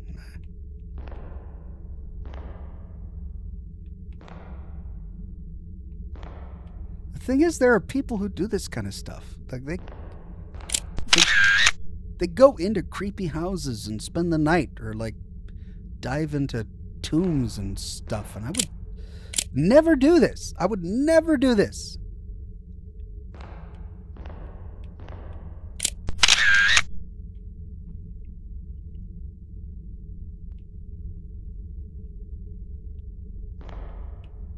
Okay, I got my photos. Doing it for the gram, everybody.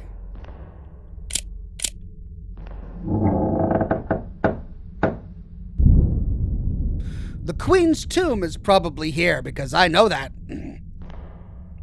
Oh, man. I don't want to resurrect the Queen. Can I close that? Can I close this now? Oh, man. I don't want someone to come up behind me. Can I just close this door? Oh, man. Someone's going to come behind me. Oh, well, there's the Queen's sarcophagus. Oh, I'm going to take a photo of it, and she's going to appear behind me. Doggone mummy queen. There we go. There's a mummy queen.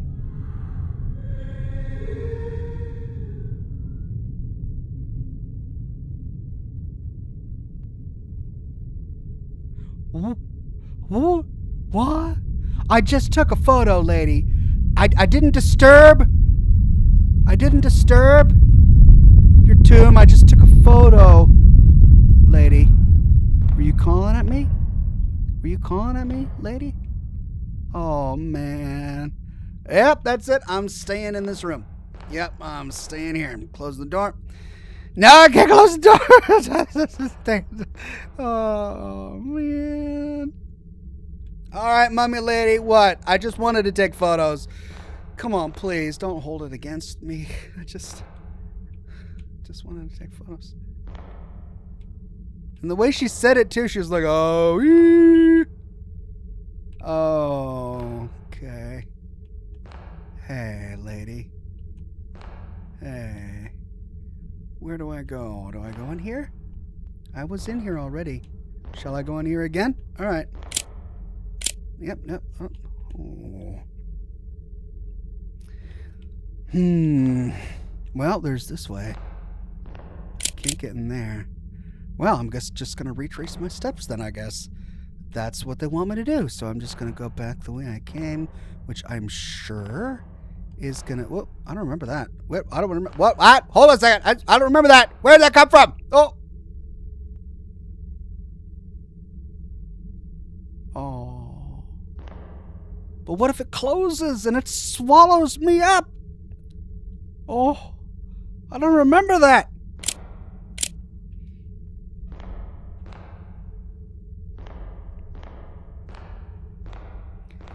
I promise I didn't come to rob your tomb. I just want the pictures. Oh.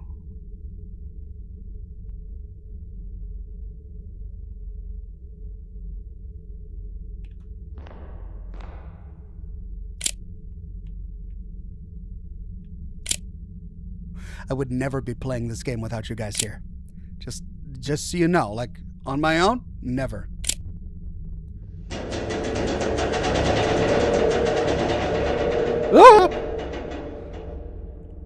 Ah! All right. So I opened that. Yep. All right. Let's check this out first real quick. I just can't tell if it's my footsteps or hers. Oh, look at that. That's cool. Oh, do I touch it? I can touch it. Should I touch it, or will she get mad at me for touching it? I guess I should touch it. A small wooden model of a fishing boat, estimated to be over 4,000 years old. Okay, I'm just looking at it. All right, I'll put it back. Yeah, see, I put it back, lady. I put it back. Can I take a picture? No. It's just, okay. Can't take a picture of it. Right. Well, we heard some Egyptian lady yodel, and we haven't seen her yet, so I'm going to assume that she's taking a nap. Because that's what people do in pyramids. They take naps. Oh. I would be in bed. I would be sleeping.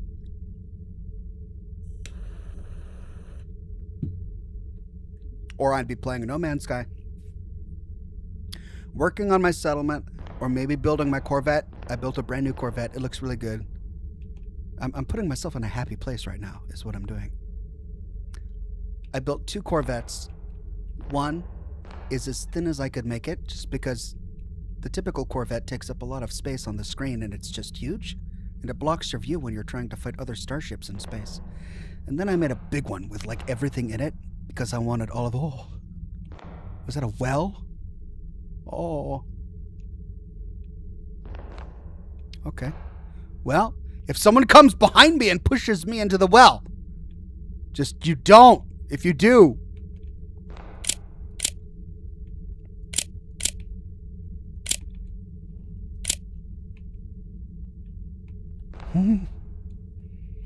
Okay.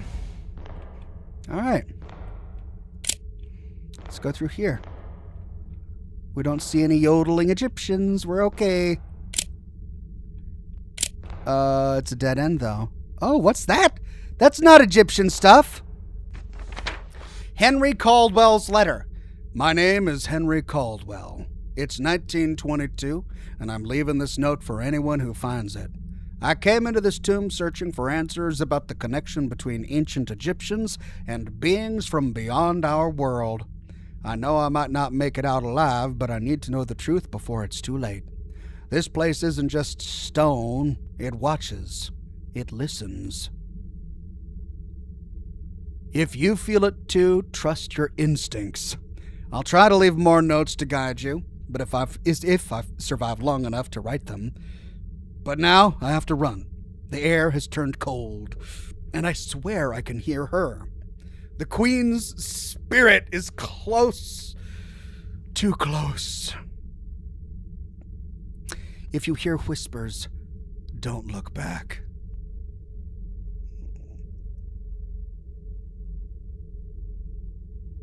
There's gonna be something immediately behind me right now. Right? If I turn around, it's gonna be right there.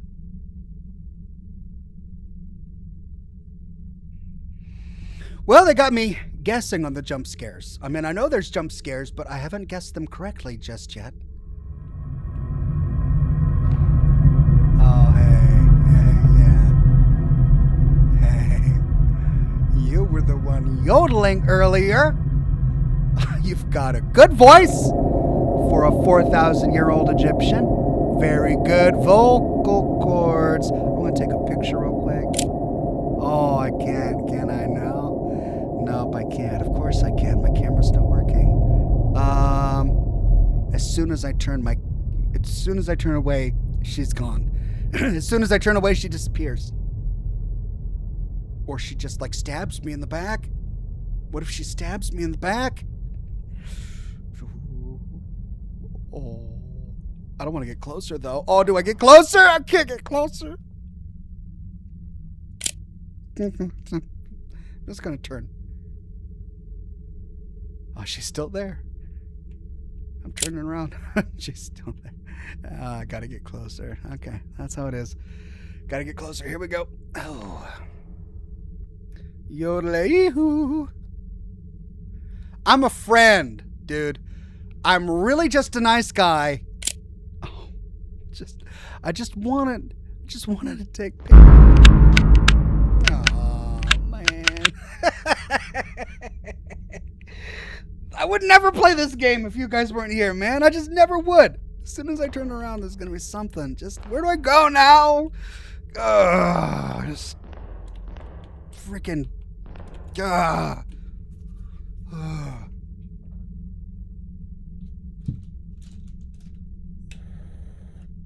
Alright, fine. I'm gone. We're going to well now? Is that what we do? We're going to the well. Let's go well diving. Why not? We're gonna do a well. We're blocked. We can't go in there. Where do we go?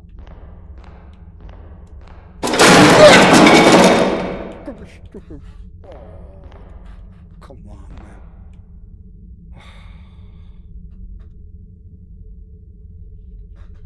Right?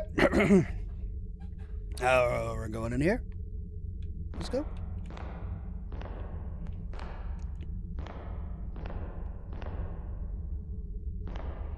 Cartouche.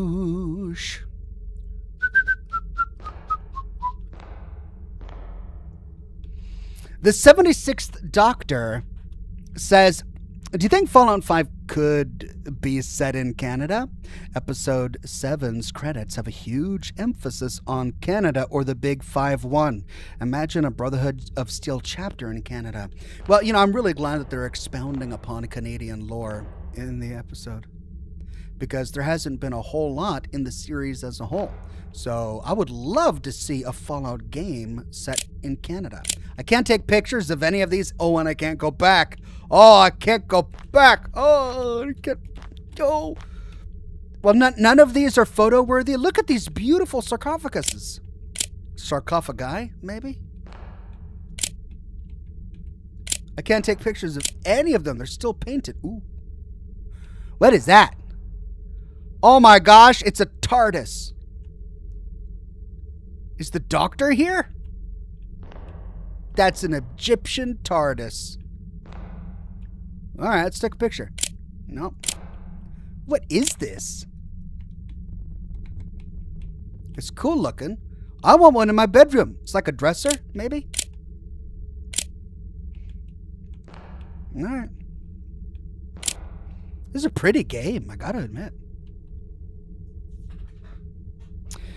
Greg Hinojo says, I'm playing the very not scary World of Warcraft Burning Crusade, watching you play and just having a blast, lol. Well, I'm glad that one of us is doing all the scary stuff and you're having the very fun time and I'm having the scary time. If it's got to be someone being scared, I guess it's good that it's me.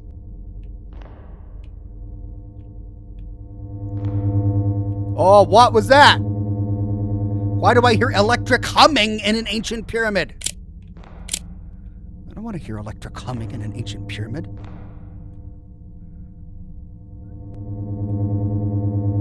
Oh.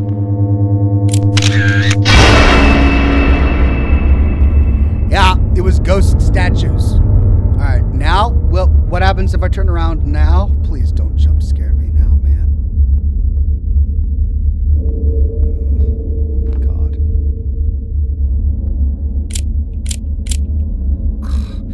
It's the ones where you go to the end and you find a dead end, and then you got to turn around and go back the way you came. I hate that. I just want to keep going forward. I don't want to have to go back, because I just don't like the idea of something being behind me, which of course is the point. That's what they're doing. Something's going to jump out of this. Something going to jump out of that. Oh, well, shit. It's a dead end now. I can't get through that. Okay.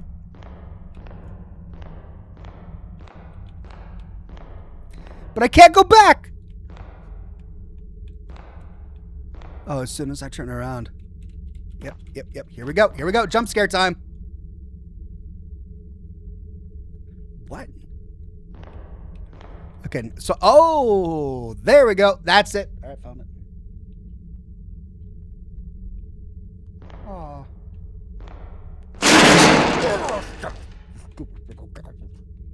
Come on, man. I'm just trying to read the notes.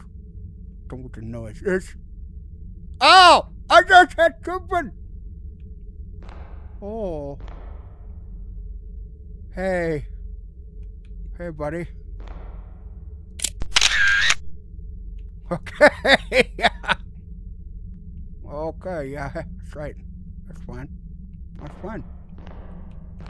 That's an actual mummy. And, yep, that's okay. I am now near the tomb of Rudimon, the great pharaoh of Egypt's second millennium. An intense fear grips me as the legends warn that approaching the pharaoh's remains will awaken his wrath and bring terrifying consequences. Oh no, I should have read the note first. I believe in the legends, but my faith in them won't stop me from pressing forward. I must uncover the truth, no matter the cost. Henry Caldwell. But nothing happened. So maybe I had to read the note first before it triggers whatever's going to happen in front of the mummy. Greg says, remember, Ox, got to do it for the gram. Yeah, got to do it for the gram. I'm an influencer. Hey, guys, I'm here in Egypt. Do a duck face for the mummy. Okay, well, you know what? I approached the mummy, and I'm still alive. But I can't get up there, and I can't go back. Maybe there's another mummy? Maybe I'm missing a mummy. Okay, let me touch the mummy. I'll touch it. Here we go. I touched the mummy, and nothing happened. Okay. What if I jiggle it? Nah, I can't even jiggle the mummy, and I'm okay. Well, I guess we go this way. Let's see if there are any other sarcophagi that have popped open. Well, that one has a splat on it of some sort. All right. Oh! Shoot. It's another passageway. Steel 101 says, man, I'm sick of that freaking Johnny Guitar song. Johnny Guitar? I guess I don't know the reference. All right, here we go.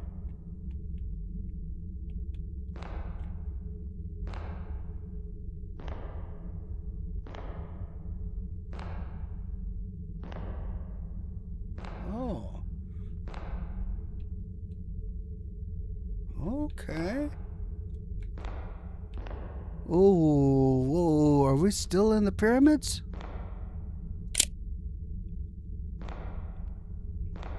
I need a better light.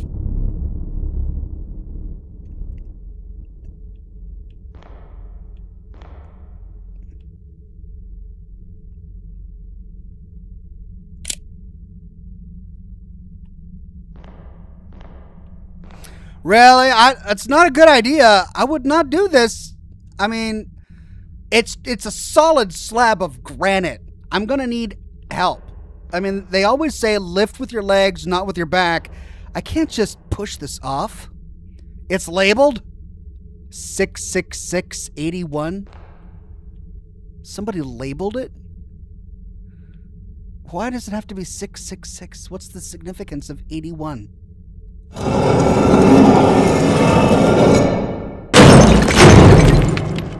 Rudimon is here. Yeah. Can we keep him here? I guess I'm just going to be the guy. I'm going to be that guy who sneaks into a pyramid at night by himself and starts opening sarcophagi.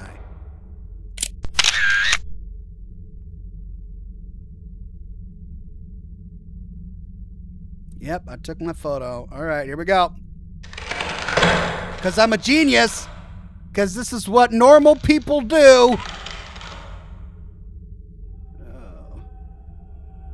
That's it.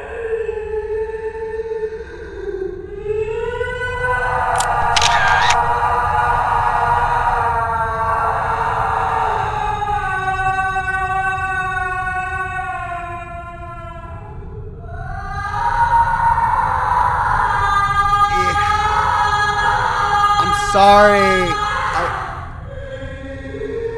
I'm sorry. I'm sorry. I'll put it back, man. Come on. I can't put it back. I can't put it back. Oh, I can't put it back.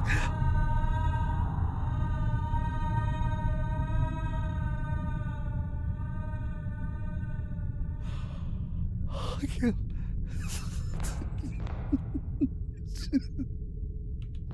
That was really long. That was really long. That was like a mournful, gut-wrenching wail. She really loved her husband. He's dead. He is dead. I am just desecrating graves and ruining lives.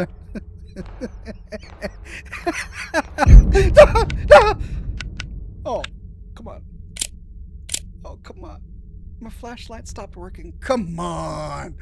Come on. I can't do anything like this.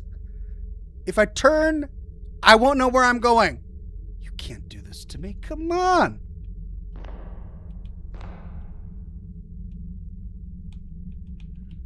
Oh, for Pete's sake. I'm going to turn off my flashlight in the middle of this freaking... After hearing that? Okay, I'm going to look around. Guess I'm going to just get lost. Let's get lost together. I'm just running wildly. Oh, jeez. Where am I now? I have no idea where I am now. Oh, we're back at the tomb? Where's that light coming from? Oh, you want me to take a photo? All right.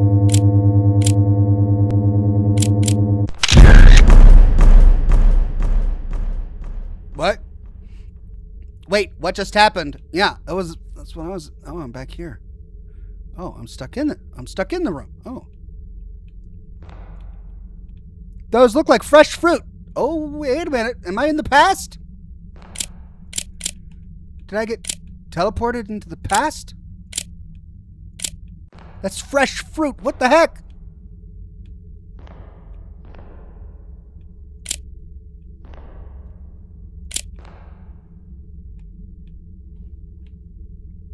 Those are canoptic jars. Aren't those a bit big to be canoptic jars? All right, well, let's fiddle with this.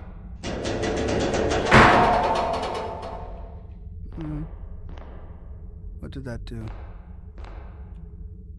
It did that, but I can't do anything there. Do I gotta do it again?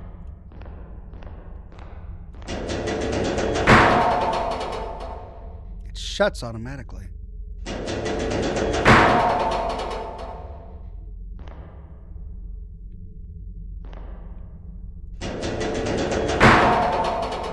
Okay, so something's in the way. Oh, is that in the way? Do I need to remove that?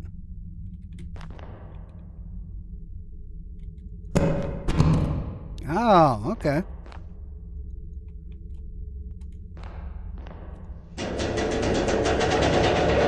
All right, we figured it out. It was a puzzle. I got it. Ooh.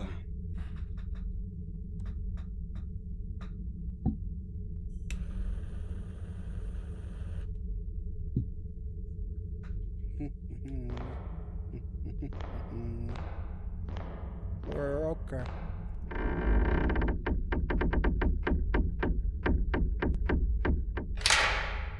Whoop.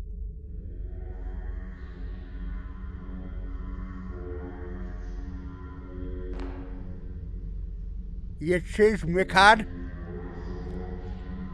Whoops. Oh, because I'm Egyptian, right? Because I'm in the past now. And yet I'm still holding the camera.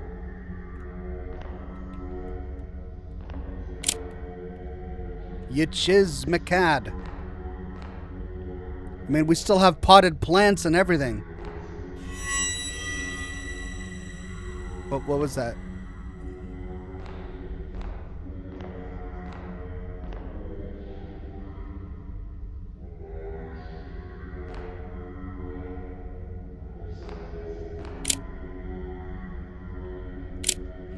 Okay, they're gonna move. Those are gonna move. At some point, as soon as I climb up there.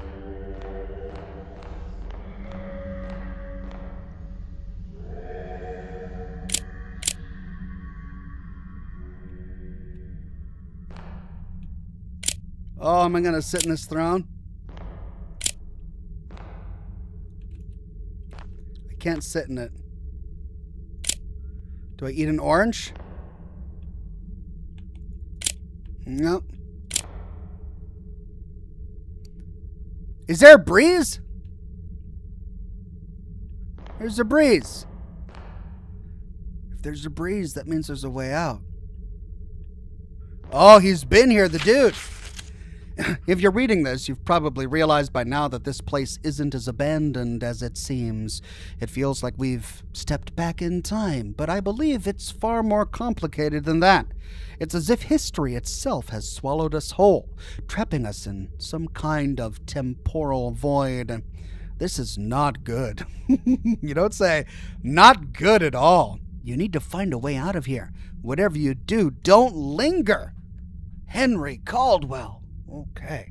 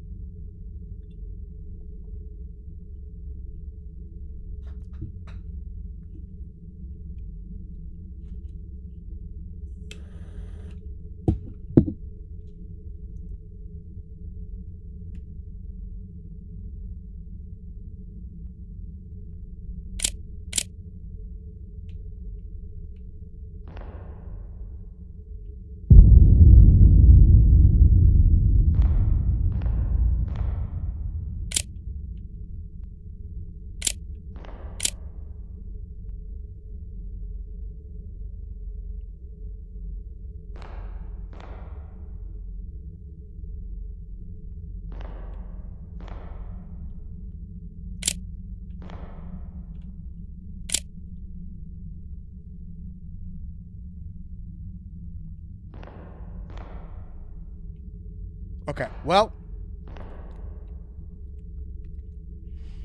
I can't do anything in this room. I gotta go down here. As soon as I go down these steps, those statues are gonna start following me. Oh, no. No, they're just turning and looking at me now. Yep, that's what's happening.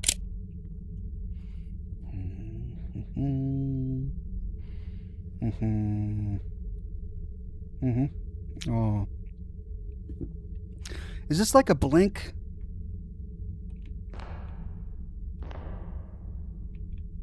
Don't blink? Like the weeping angels sort of thing? No? Alright. Well, I am your pharaoh. I am on a mission out of here. So, nobody touch me. I've got a personal bubble. Personal bubble. You know what that means. Personal bubble. Don't enter my space. Okay. Here we go. Be respectful.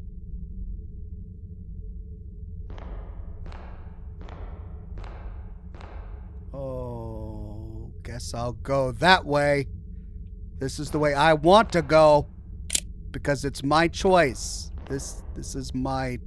I am in control here. Oh. Candles. Oh, look at that. We're outside. Oh. Wow.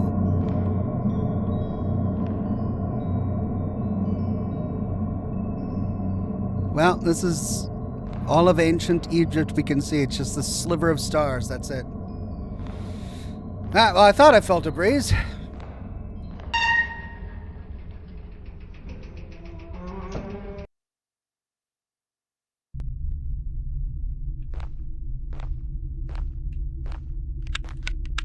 No, come on. Stop it!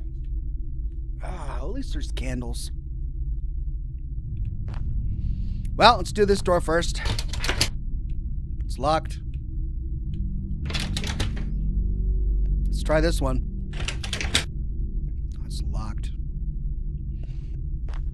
Okay.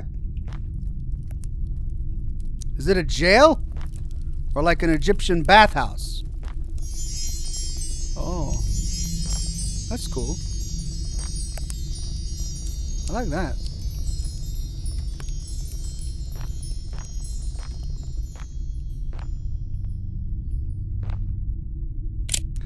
I'm here for the pedicure. I've been walking in the sand. My feet are nasty.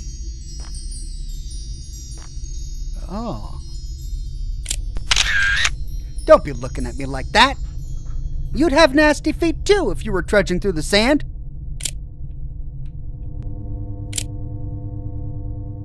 Oh, I hear it.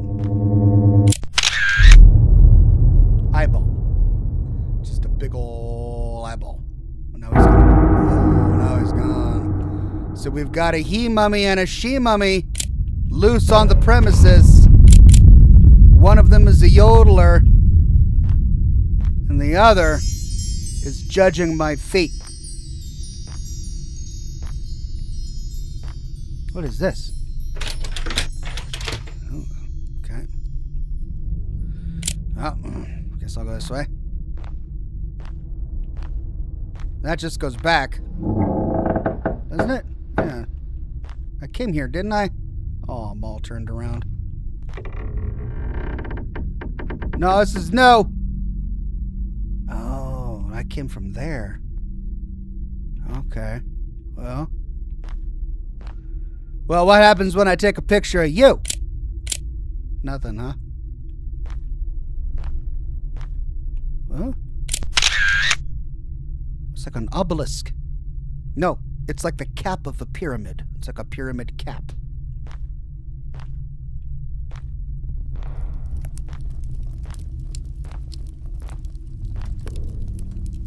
It's a pool? Hey, a pool. Oh, there's no water. Ooh, what? What? Come on. They're going with the aliens built the pyramids thing? No, really? Come on. Aliens built the pyramids thing. Really? Alright. It's so dark. Oh, just... It needs to put it in its place. Okay. I'll take it. Yeah. Eagle charm added to equipment. Could you put the light back on, mystery hand, please? Alright. I don't know where to go. I gotta put it in its place. I've got this eagle charm. Is that it? Is that its place? It doesn't look like its place. Needs something. That's wrong. It doesn't fit. It doesn't fit the impression. Alright, I need to get something that fits the impression, but I don't know. I've got an invisible wall here. I can't walk in there. Yeah, that's all dead end. Hey, aliens! How do I do this? I got the wrong trinket. Can you beam me down the right trinket? And this guy's not going to be any helpful, is he? Can I go further back? I can, but he's going to tickle me. I don't want that. All right, well, I got this thing. Let me see what I can figure out with this thing.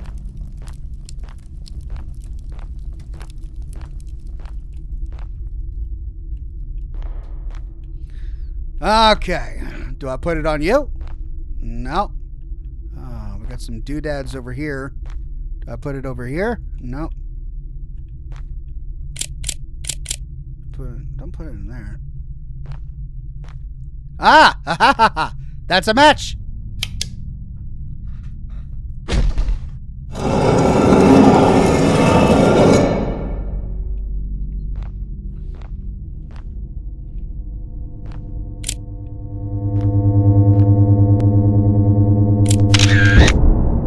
And it's gone.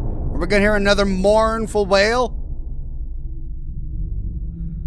Nope, but under the body. Ah. Cartouche.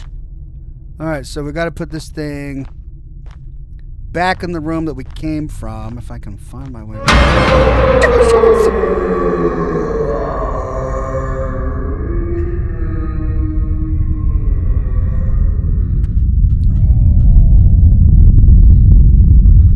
Just hang on to something. Push harder. It'll be over soon. I've been there. Just as long as you don't run out of toilet paper, you'll be okay.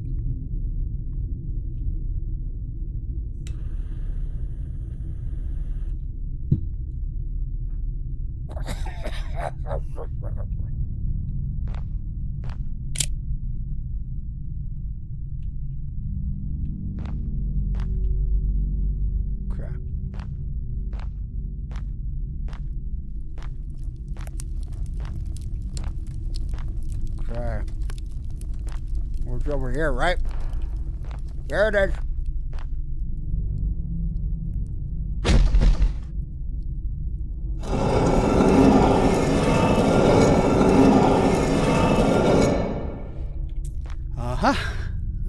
Yep. He just went, and walked by the door, and it freaked me out. Like, that's all it took to just freak me out, man. All right.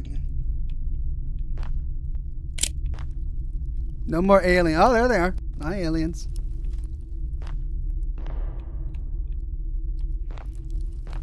Okay, well, what now? Do I gotta take this off? I guess I gotta take this off. No, I can't take it off. Okay, I solved your puzzle. I opened the chamber. I found the sarcophagus. Oh.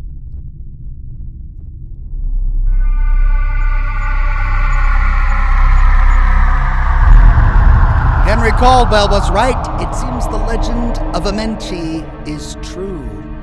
Yeah, I mean, I saw the aliens in the sky. This isn't news to me. We figured that out when we looked up. And now we're going to look behind. Okay. Oh, there's another path.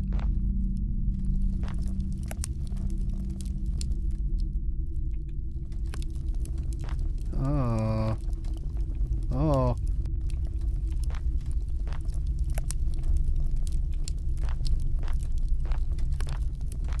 Is another hand going to come out and snuff the candles as soon as I pick this up? Translation of the Egyptian hieroglyphic language. Pharaoh Rodomon ascended tonight to the realm of the star gods. He and Queen Meritankar shared a sacred bond with the stars. Rodomon was the only pharaoh granted the power to shift time and space by the divine. Tomorrow, the people will mummify him and send him to his eternal resting place, a realm of silence and peace. Anyone who dares disturb his slumber will awaken the wrath of his spirit and the star gods, bringing forth a curse of agony and death. The divine vengeance will be swift and merciless.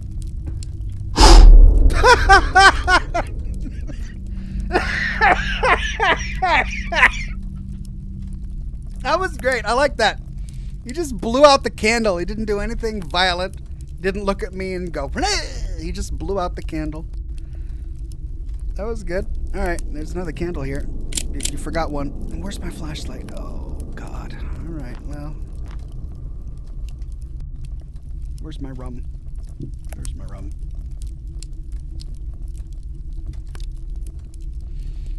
Okay.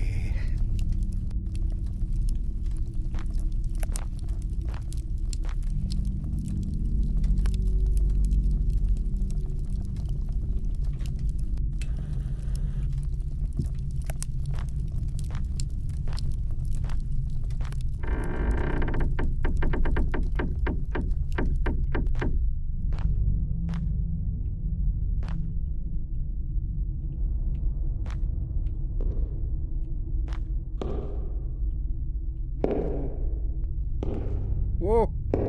Whoa.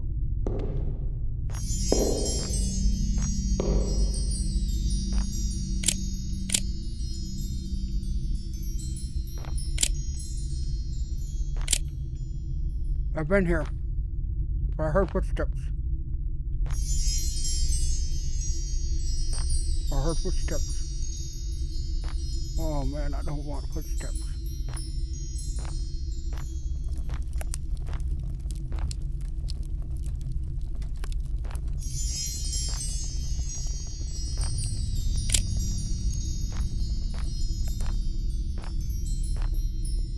Okay.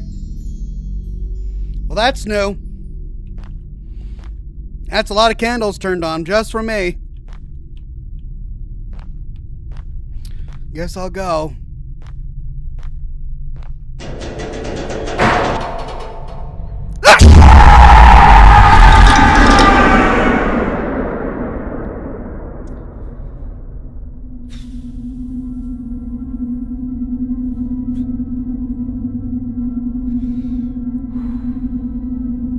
You all right? You all right? I am all right. I'm doing good. I'm feeling good. I'm okay. I don't know if I'll be able to do this kind of thing when I'm in my 70s, you know?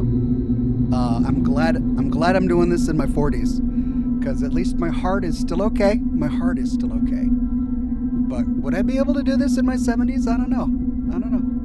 But I'm all right. I'm all right. All right. I can move. All right. Do I go?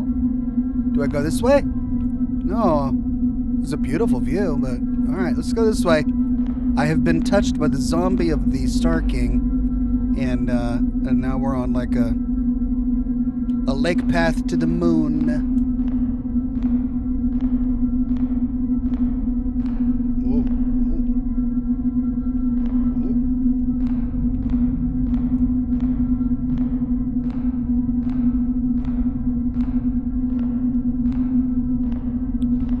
But what about your bladder, says Zachriel? No, it's okay. I'm a mutant. My bladder is 5 times the size of a normal human's. I could do this all night.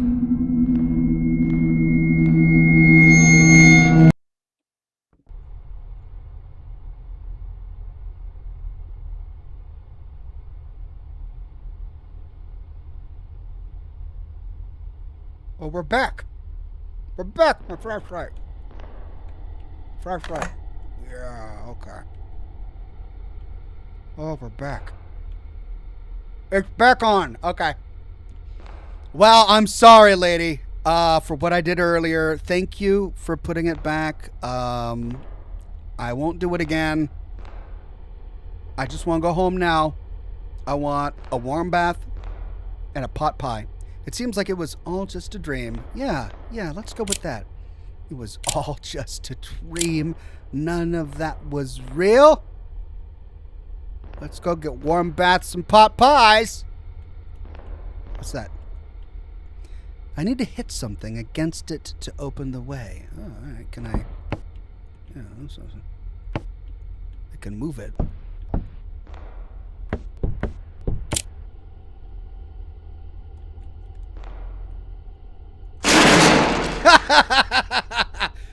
Hey, it works. Guess I'm going this way. Oh, it's like a little diorama of other pyramids, I think. Like a landscape of pyramids elsewhere. Wasn't I? Oh, this was where I was, but in the present. Oh, I visited this in the past. Hey. All right. Well, as soon as I read that note, something's going to happen. Let's read it. The Queen's wails are tearing through my mind, each one more unbearable than the last. She is horrifying. I can't even look at her. This tomb is alive, suffocating me, driving me mad. Every shadow feels like it's watching, every breath like my last. She's getting closer, and I know my death will be slow and agonizing. I regret ever stepping foot in this cursed place. If you're still here, turn back before it's too late. Henry Caldwell. All right. Let's find the yodeler.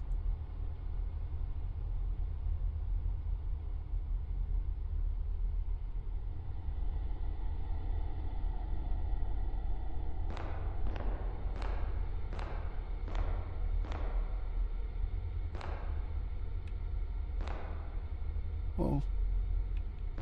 All right. I'm going to turn back. That's what I'm going to do.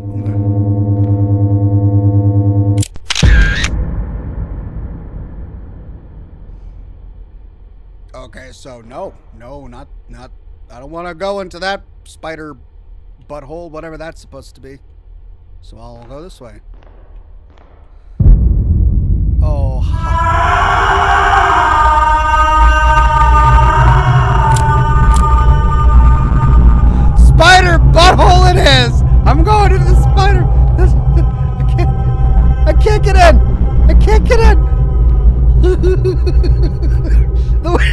The way she's smiling when she just opens her mouth and yawns. What do I do? I don't even know what to do. I'm just wandering around aimlessly. Oh, lady, what? Just what? Do I go up there? I can't go in here now. Sick Parvis Magma says, love your content, dude. Thank you. You're welcome, my friend. Thank you for watching. I can't get in there. I'm not supposed to go there. All right, so where do I go? Do I go back here? No, there's nothing else opened up here. Oh, wait, was that another door? Oh. I think this is... Yeah. This is the room I woke up in when I went back in the past. All right, do I got to knock that open? I think I got to knock that open. So, let me find a curtain. Ooh. What is this? Oh no, is it a maze? Oh, I don't want a maze. Don't put me in a freaking maze. Oh. Right or left? Oh, this is gonna... Hey, I did it. I found it. Treasure! Do I open the treasure? Yes. Translation of the Egyptian hieroglyphic language. When the sun did not rise and the people of Thebes suffered from heat and thirst, they prayed to the gods. In their mercy, celestial ships descended from the stars, building the pyramids over the holy tombs of the pharaohs. These pyramids, symbols of Egypt's majesty, hold a divine power that made the Nile flow, set the heavens in motion, and restored life to the earth. Let future generations know their lives are a gift from the gods of the stars, preserved within these sacred monuments. Cool, cool. Love a bit of lore. But I'm still stuck in a maze. And now I guess I go this way.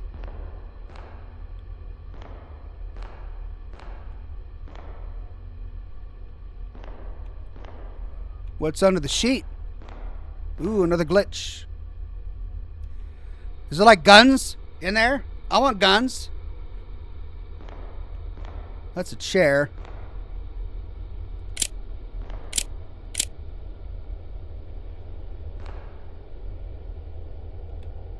This all seems very not Egyptian.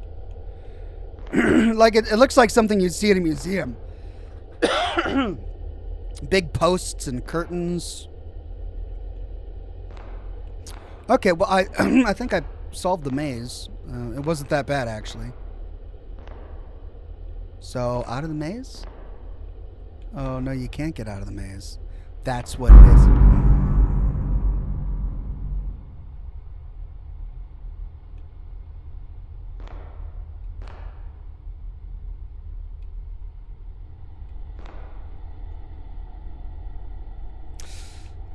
This way. This way. Oh, no. Oh.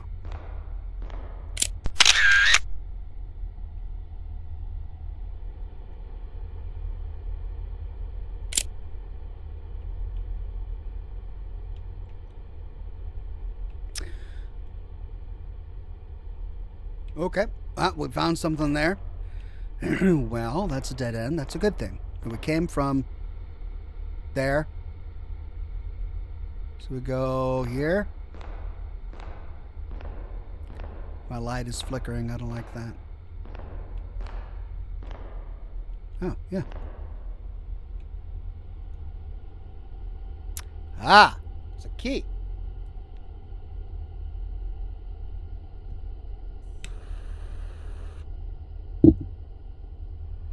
Okay, I got the key. Right.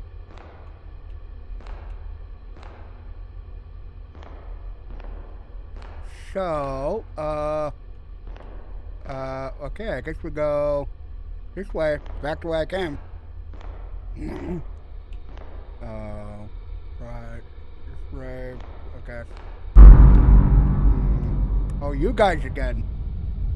You guys again. Well, just as long as you keep me at an arm's length. I want my personal space.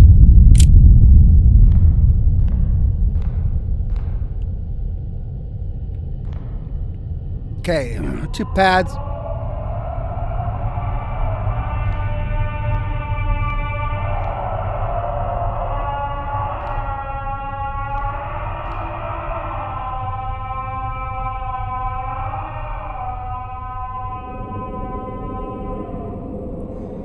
Just eat more fiber. It doesn't hurt as much if you eat more fiber. Egyptian winged statue. Egyptian goddess. Statue of Isis Wings, goddess of fertility, and was also known as the goddess of motherhood, magic, death, healing, constipation, no, not constipation, and rebirth. Her name means Queen of the Throne.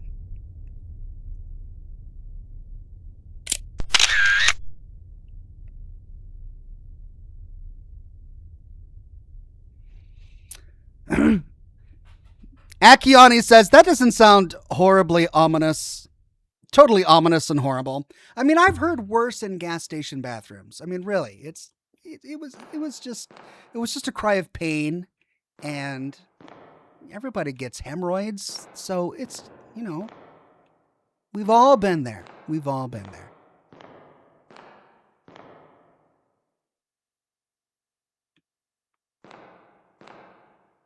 Okay.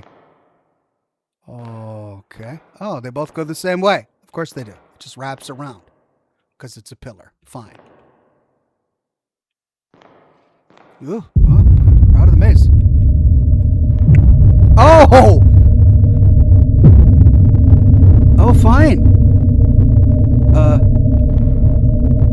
Fine, yeah.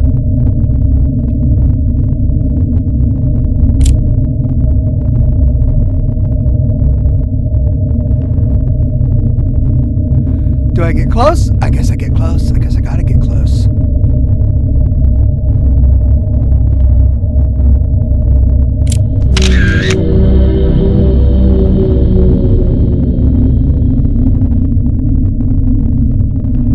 But how close?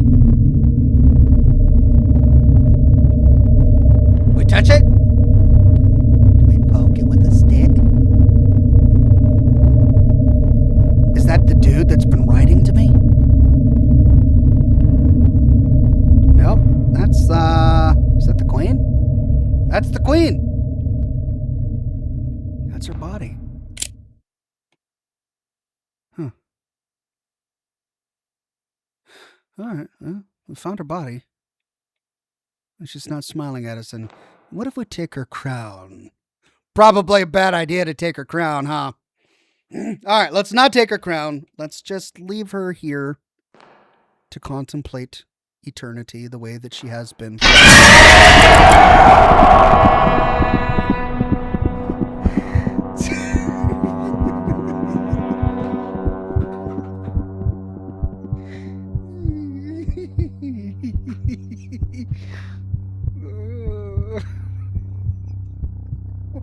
I want to take a hot bath and eat a pot pie, man. Oh my god. Jeez. Oh. God. Why, let's give it a bag. Oh, she's still there. Oh no, I'm knocked down here. Screw you, lady. Screw you. I'm gonna take your crown. Because of that. You didn't need to do that to me, you stupid ghost. Ugh.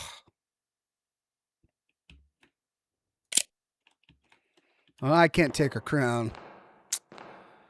Oh, that was awful. That was a bad one. She came from up there. We can't go there, but that's where we came from, so we gotta go down here.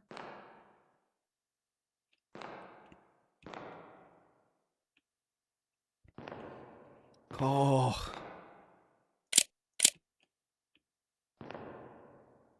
She's going to walk up there and yell at me again.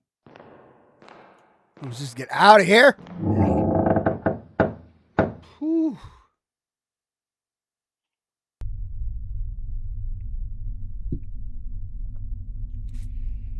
Right. Are we on the way out? Yeah, I think I've seen this before. Oh, no, no. I am wrong. We have not seen this before. What? What do I even do? Can I go back? I can't go back. Gotta figure this out. Do I jump? Okay.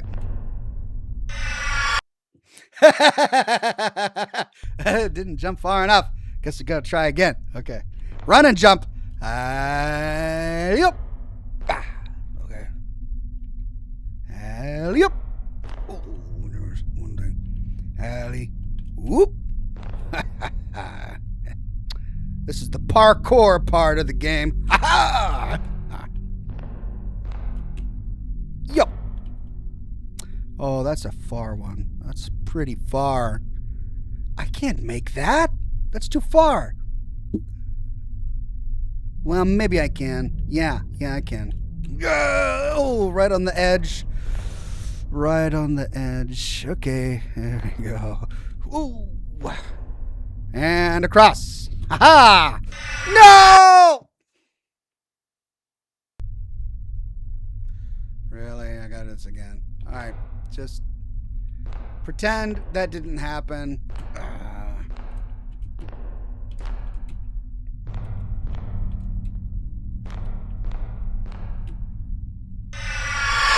Oh! This is gonna drive me crazy.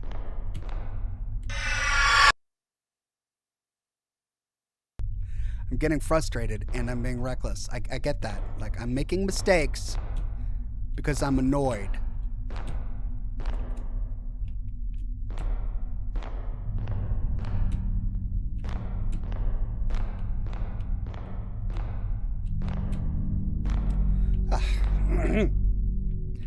Yeah, you're stuck. You can't go over here, ghost, can you? Oh, wait, ghosts can fly. Never mind.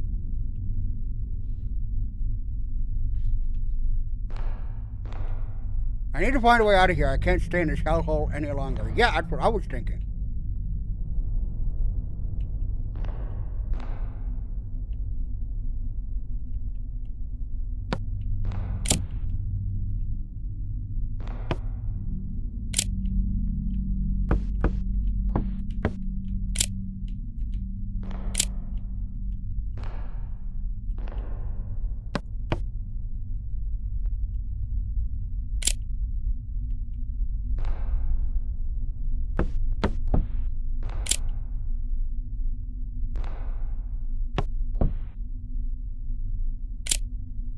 Okay, well, what do I throw? Oh my God.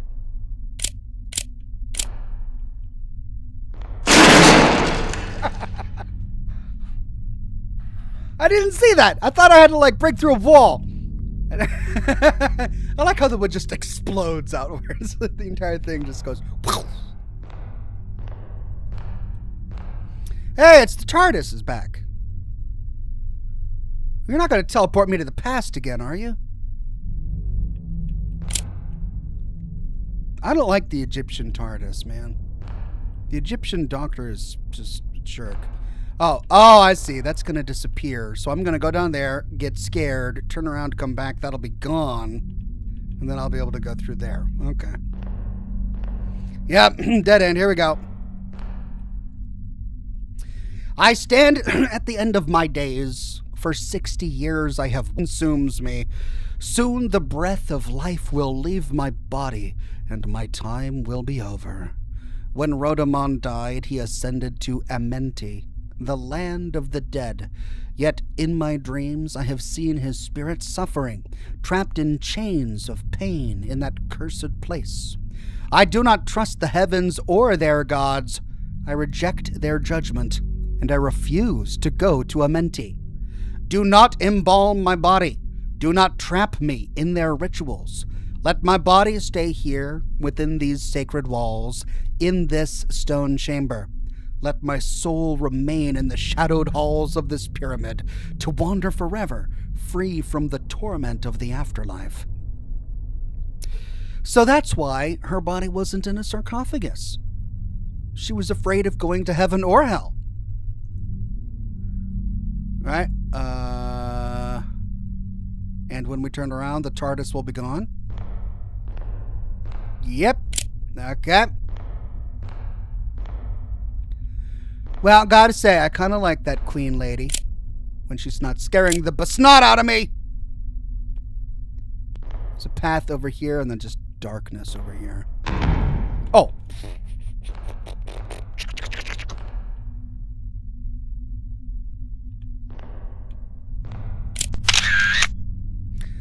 Glowing eyes? Really? Oh man, it's a dead end. I gotta go over there.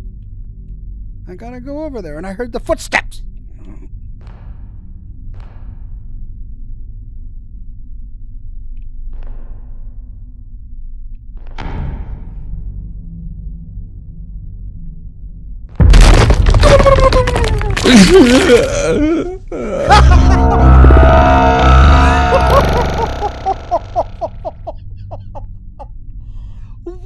What was...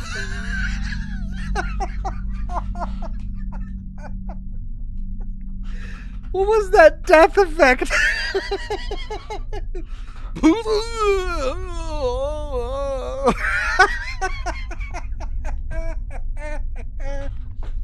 Okay. So apparently falling down in that bottomless pit earlier didn't kill me. It just teleported me back. But falling down in this, now that killed me.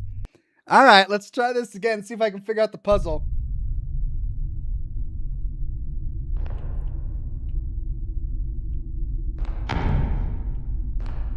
Okay.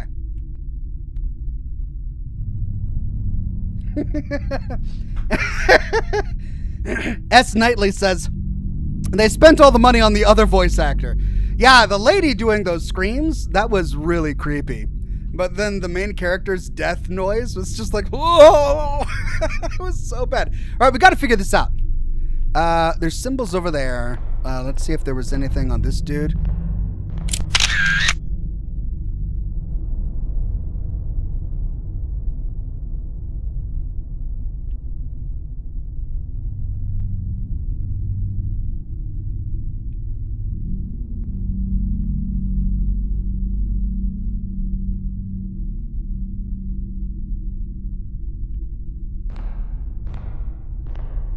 Snake.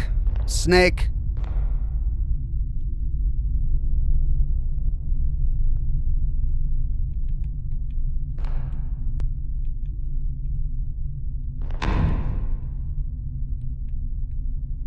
Snake good?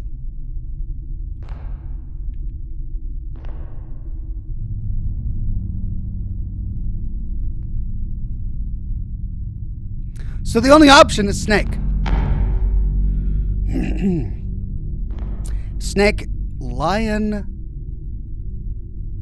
eye, or heart. Well, I'm not seeing anything. Oh my God. Snake, eye, flower, cross, lion, flower, snake. I gotta remember the snake, eye, flower, cross. I gotta write this down. If I don't write this down, I'm gonna just... I don't have a pen. Of course I don't have a pen. A pencil.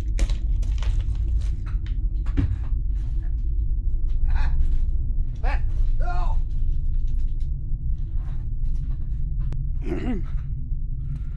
Right. But is it top down or is it bottom up?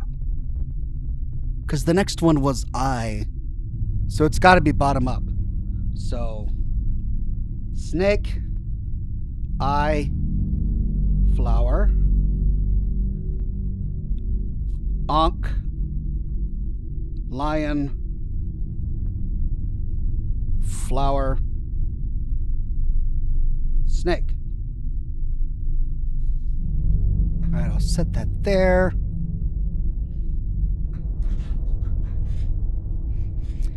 Snake, eye, flower, onk, lion, flower, snake. Snake, eye. Oh, it's on the eye!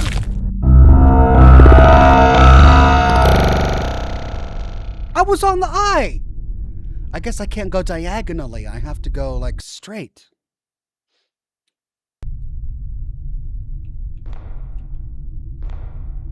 Yeah. That's what it was. I went diagonally, and that's why I failed. So snake, eye, 3 eyes. Oh, shoot. Oh, good. Good. It doesn't fade. So 3 eyes, eye, 1 flower, 2 onks, 1 flower. Okay, but I gotta figure out, is it left or right? Because after the onks is lion. I got a lion there, and I've got a lion there. But it's only 2, right? Yeah, it's only 2. So 1, 2, 3, 4, and then flower, snake. 4, flower, snake. 1, 2. Yep. So onk, onk. 1, 2, 3, 4. Flower, flower, snake. Okay. All right. Not too bad.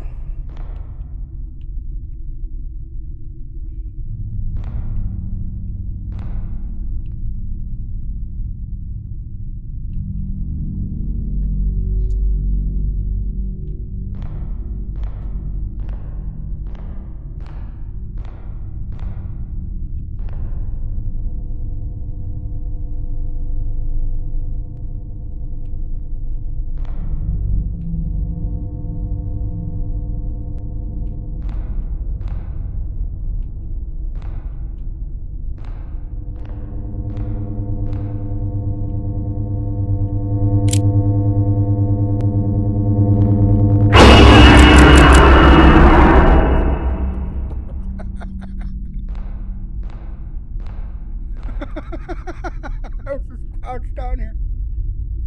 And it just ran out.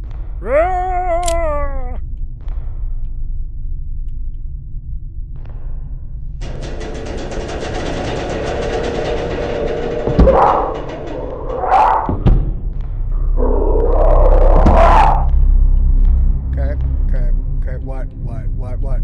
Freaking noise was that? I didn't like that.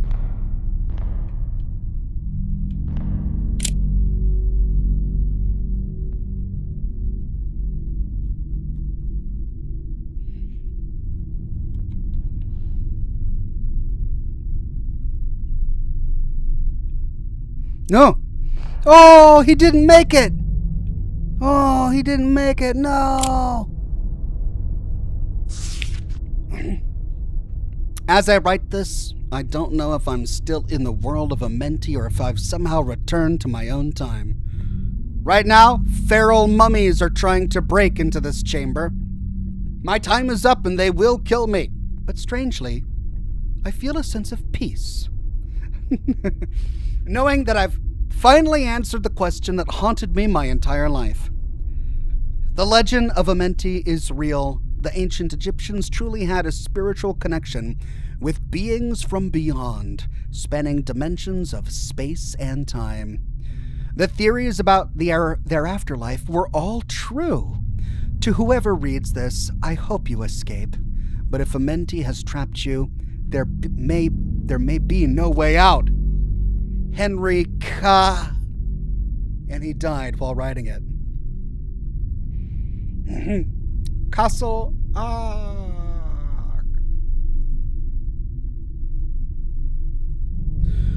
Okay. Survive. Easy enough. I'll just do that. Then I'll just survive.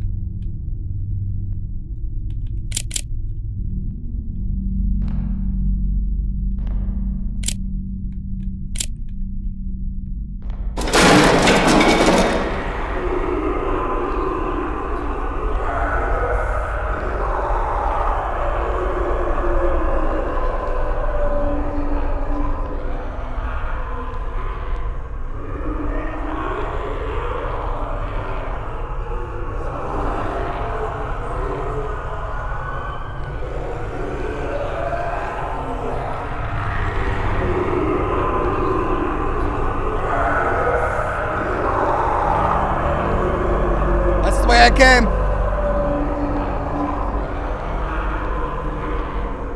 That's where the scary dude was.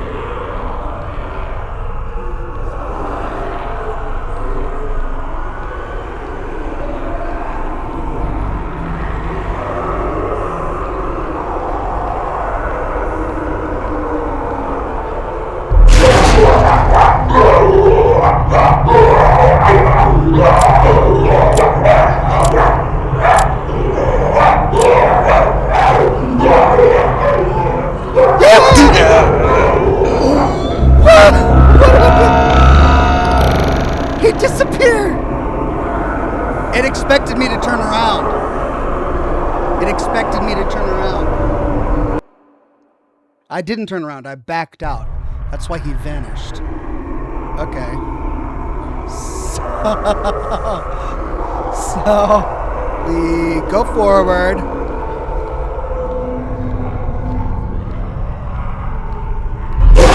Turn around.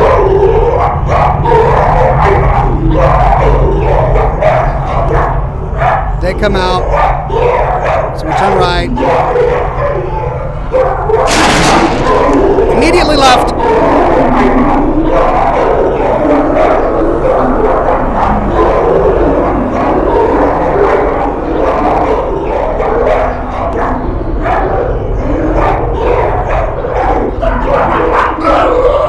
Turn around. Immediately left.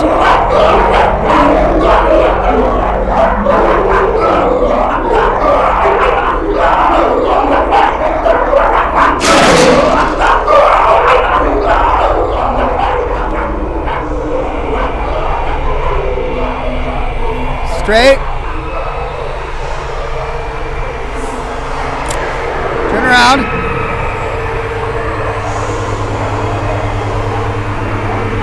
Turn around. Okay. Well, ah!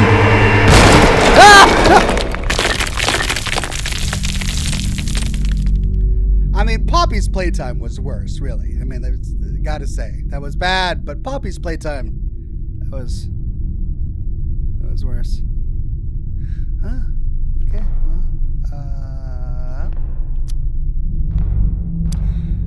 night at the museum. That was fun.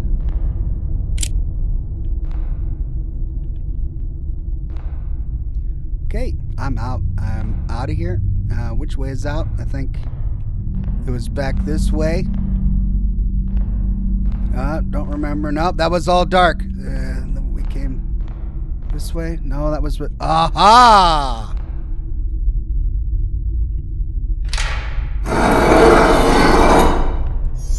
Wow, so this is the way out. Light at the end of the tunnel. So tantalizing. I can't believe I'm actually walking out of this hell alive.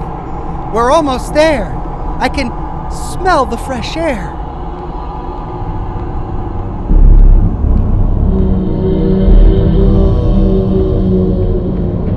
This isn't Earth.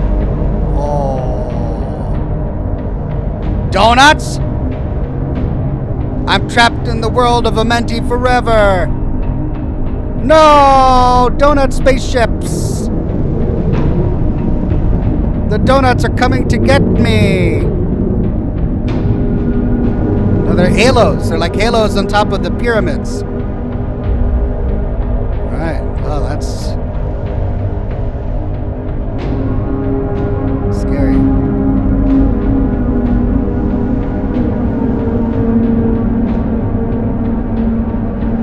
Oh! What is this?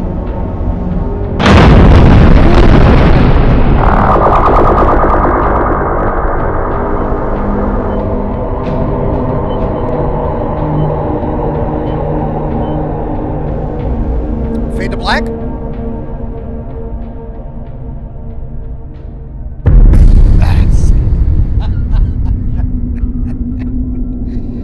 That's it.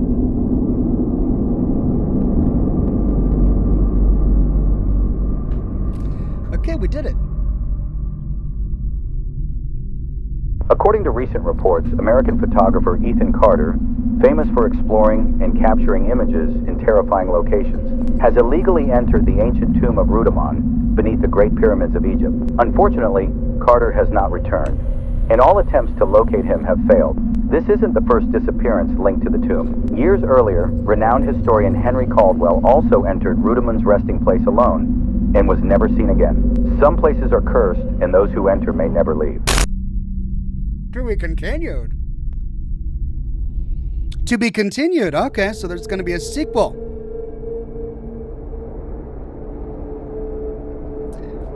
And we'll fight our way out of AMENTI, I guess. Well, there we go. Donut spaceships built the pyramids. That is the answer to this riddle. All right, some truly scary jump scares there. Super chat above. Ox says, chat, did I miss a super chat? Quality Assurance Officer says, Ox, is it ever explained why Enclave power armor looks so different from the T-60 and all other series of power armor America made? It has an almost insect-like look. Yeah, it is. I mean, it's inferred. So the Enclave power armor was based on the XO-1, which was an experimental suit of power armor that the Enclave itself was producing using America's assets before the bombs dropped. It was never released to the troops, but it was supposed to be the successor to the T-60 before the bombs dropped. But all of the blueprints for the XO-1 were stored by the Enclave, and they further developed it and turned it into the advanced suit of power armor that we see in Fallout 2. They then went on to produce the Hellfire and the XO-2 based on their models of the XO-1. Zolaz Taz says, Ox, you did it. I didn't escape. Good job. Thank you. Those zombies at the end, I think I glitched them out a little bit there when I sort of backed away slowly instead of turning and running, because it caused him to like blink out, and then I got eaten by the zombies. But once I figured out the mechanics, I was able to get out. And that was fun. It was a pretty game. The jump scares were pretty scary. There were some that got me, I gotta say. And I enjoyed the environments. It was pretty scary at the beginning, I think was the scariest for me, when I was not really knowing what was going on and what I was in store for. And it stayed scary throughout the entire thing too. So that was a lot of fun. Thanks everybody for joining me for Scotch and Smoke Rings. I'm going to go ahead and end the broadcast now. I'm going to get some sleep. No pot pies for me, and I'll save that for later. But yeah, I'm going to go get some sleep, and hopefully you guys have a wonderful night. Thanks again for joining, and I'll see you all again very soon with more lore videos and more live streams. Bye-bye now.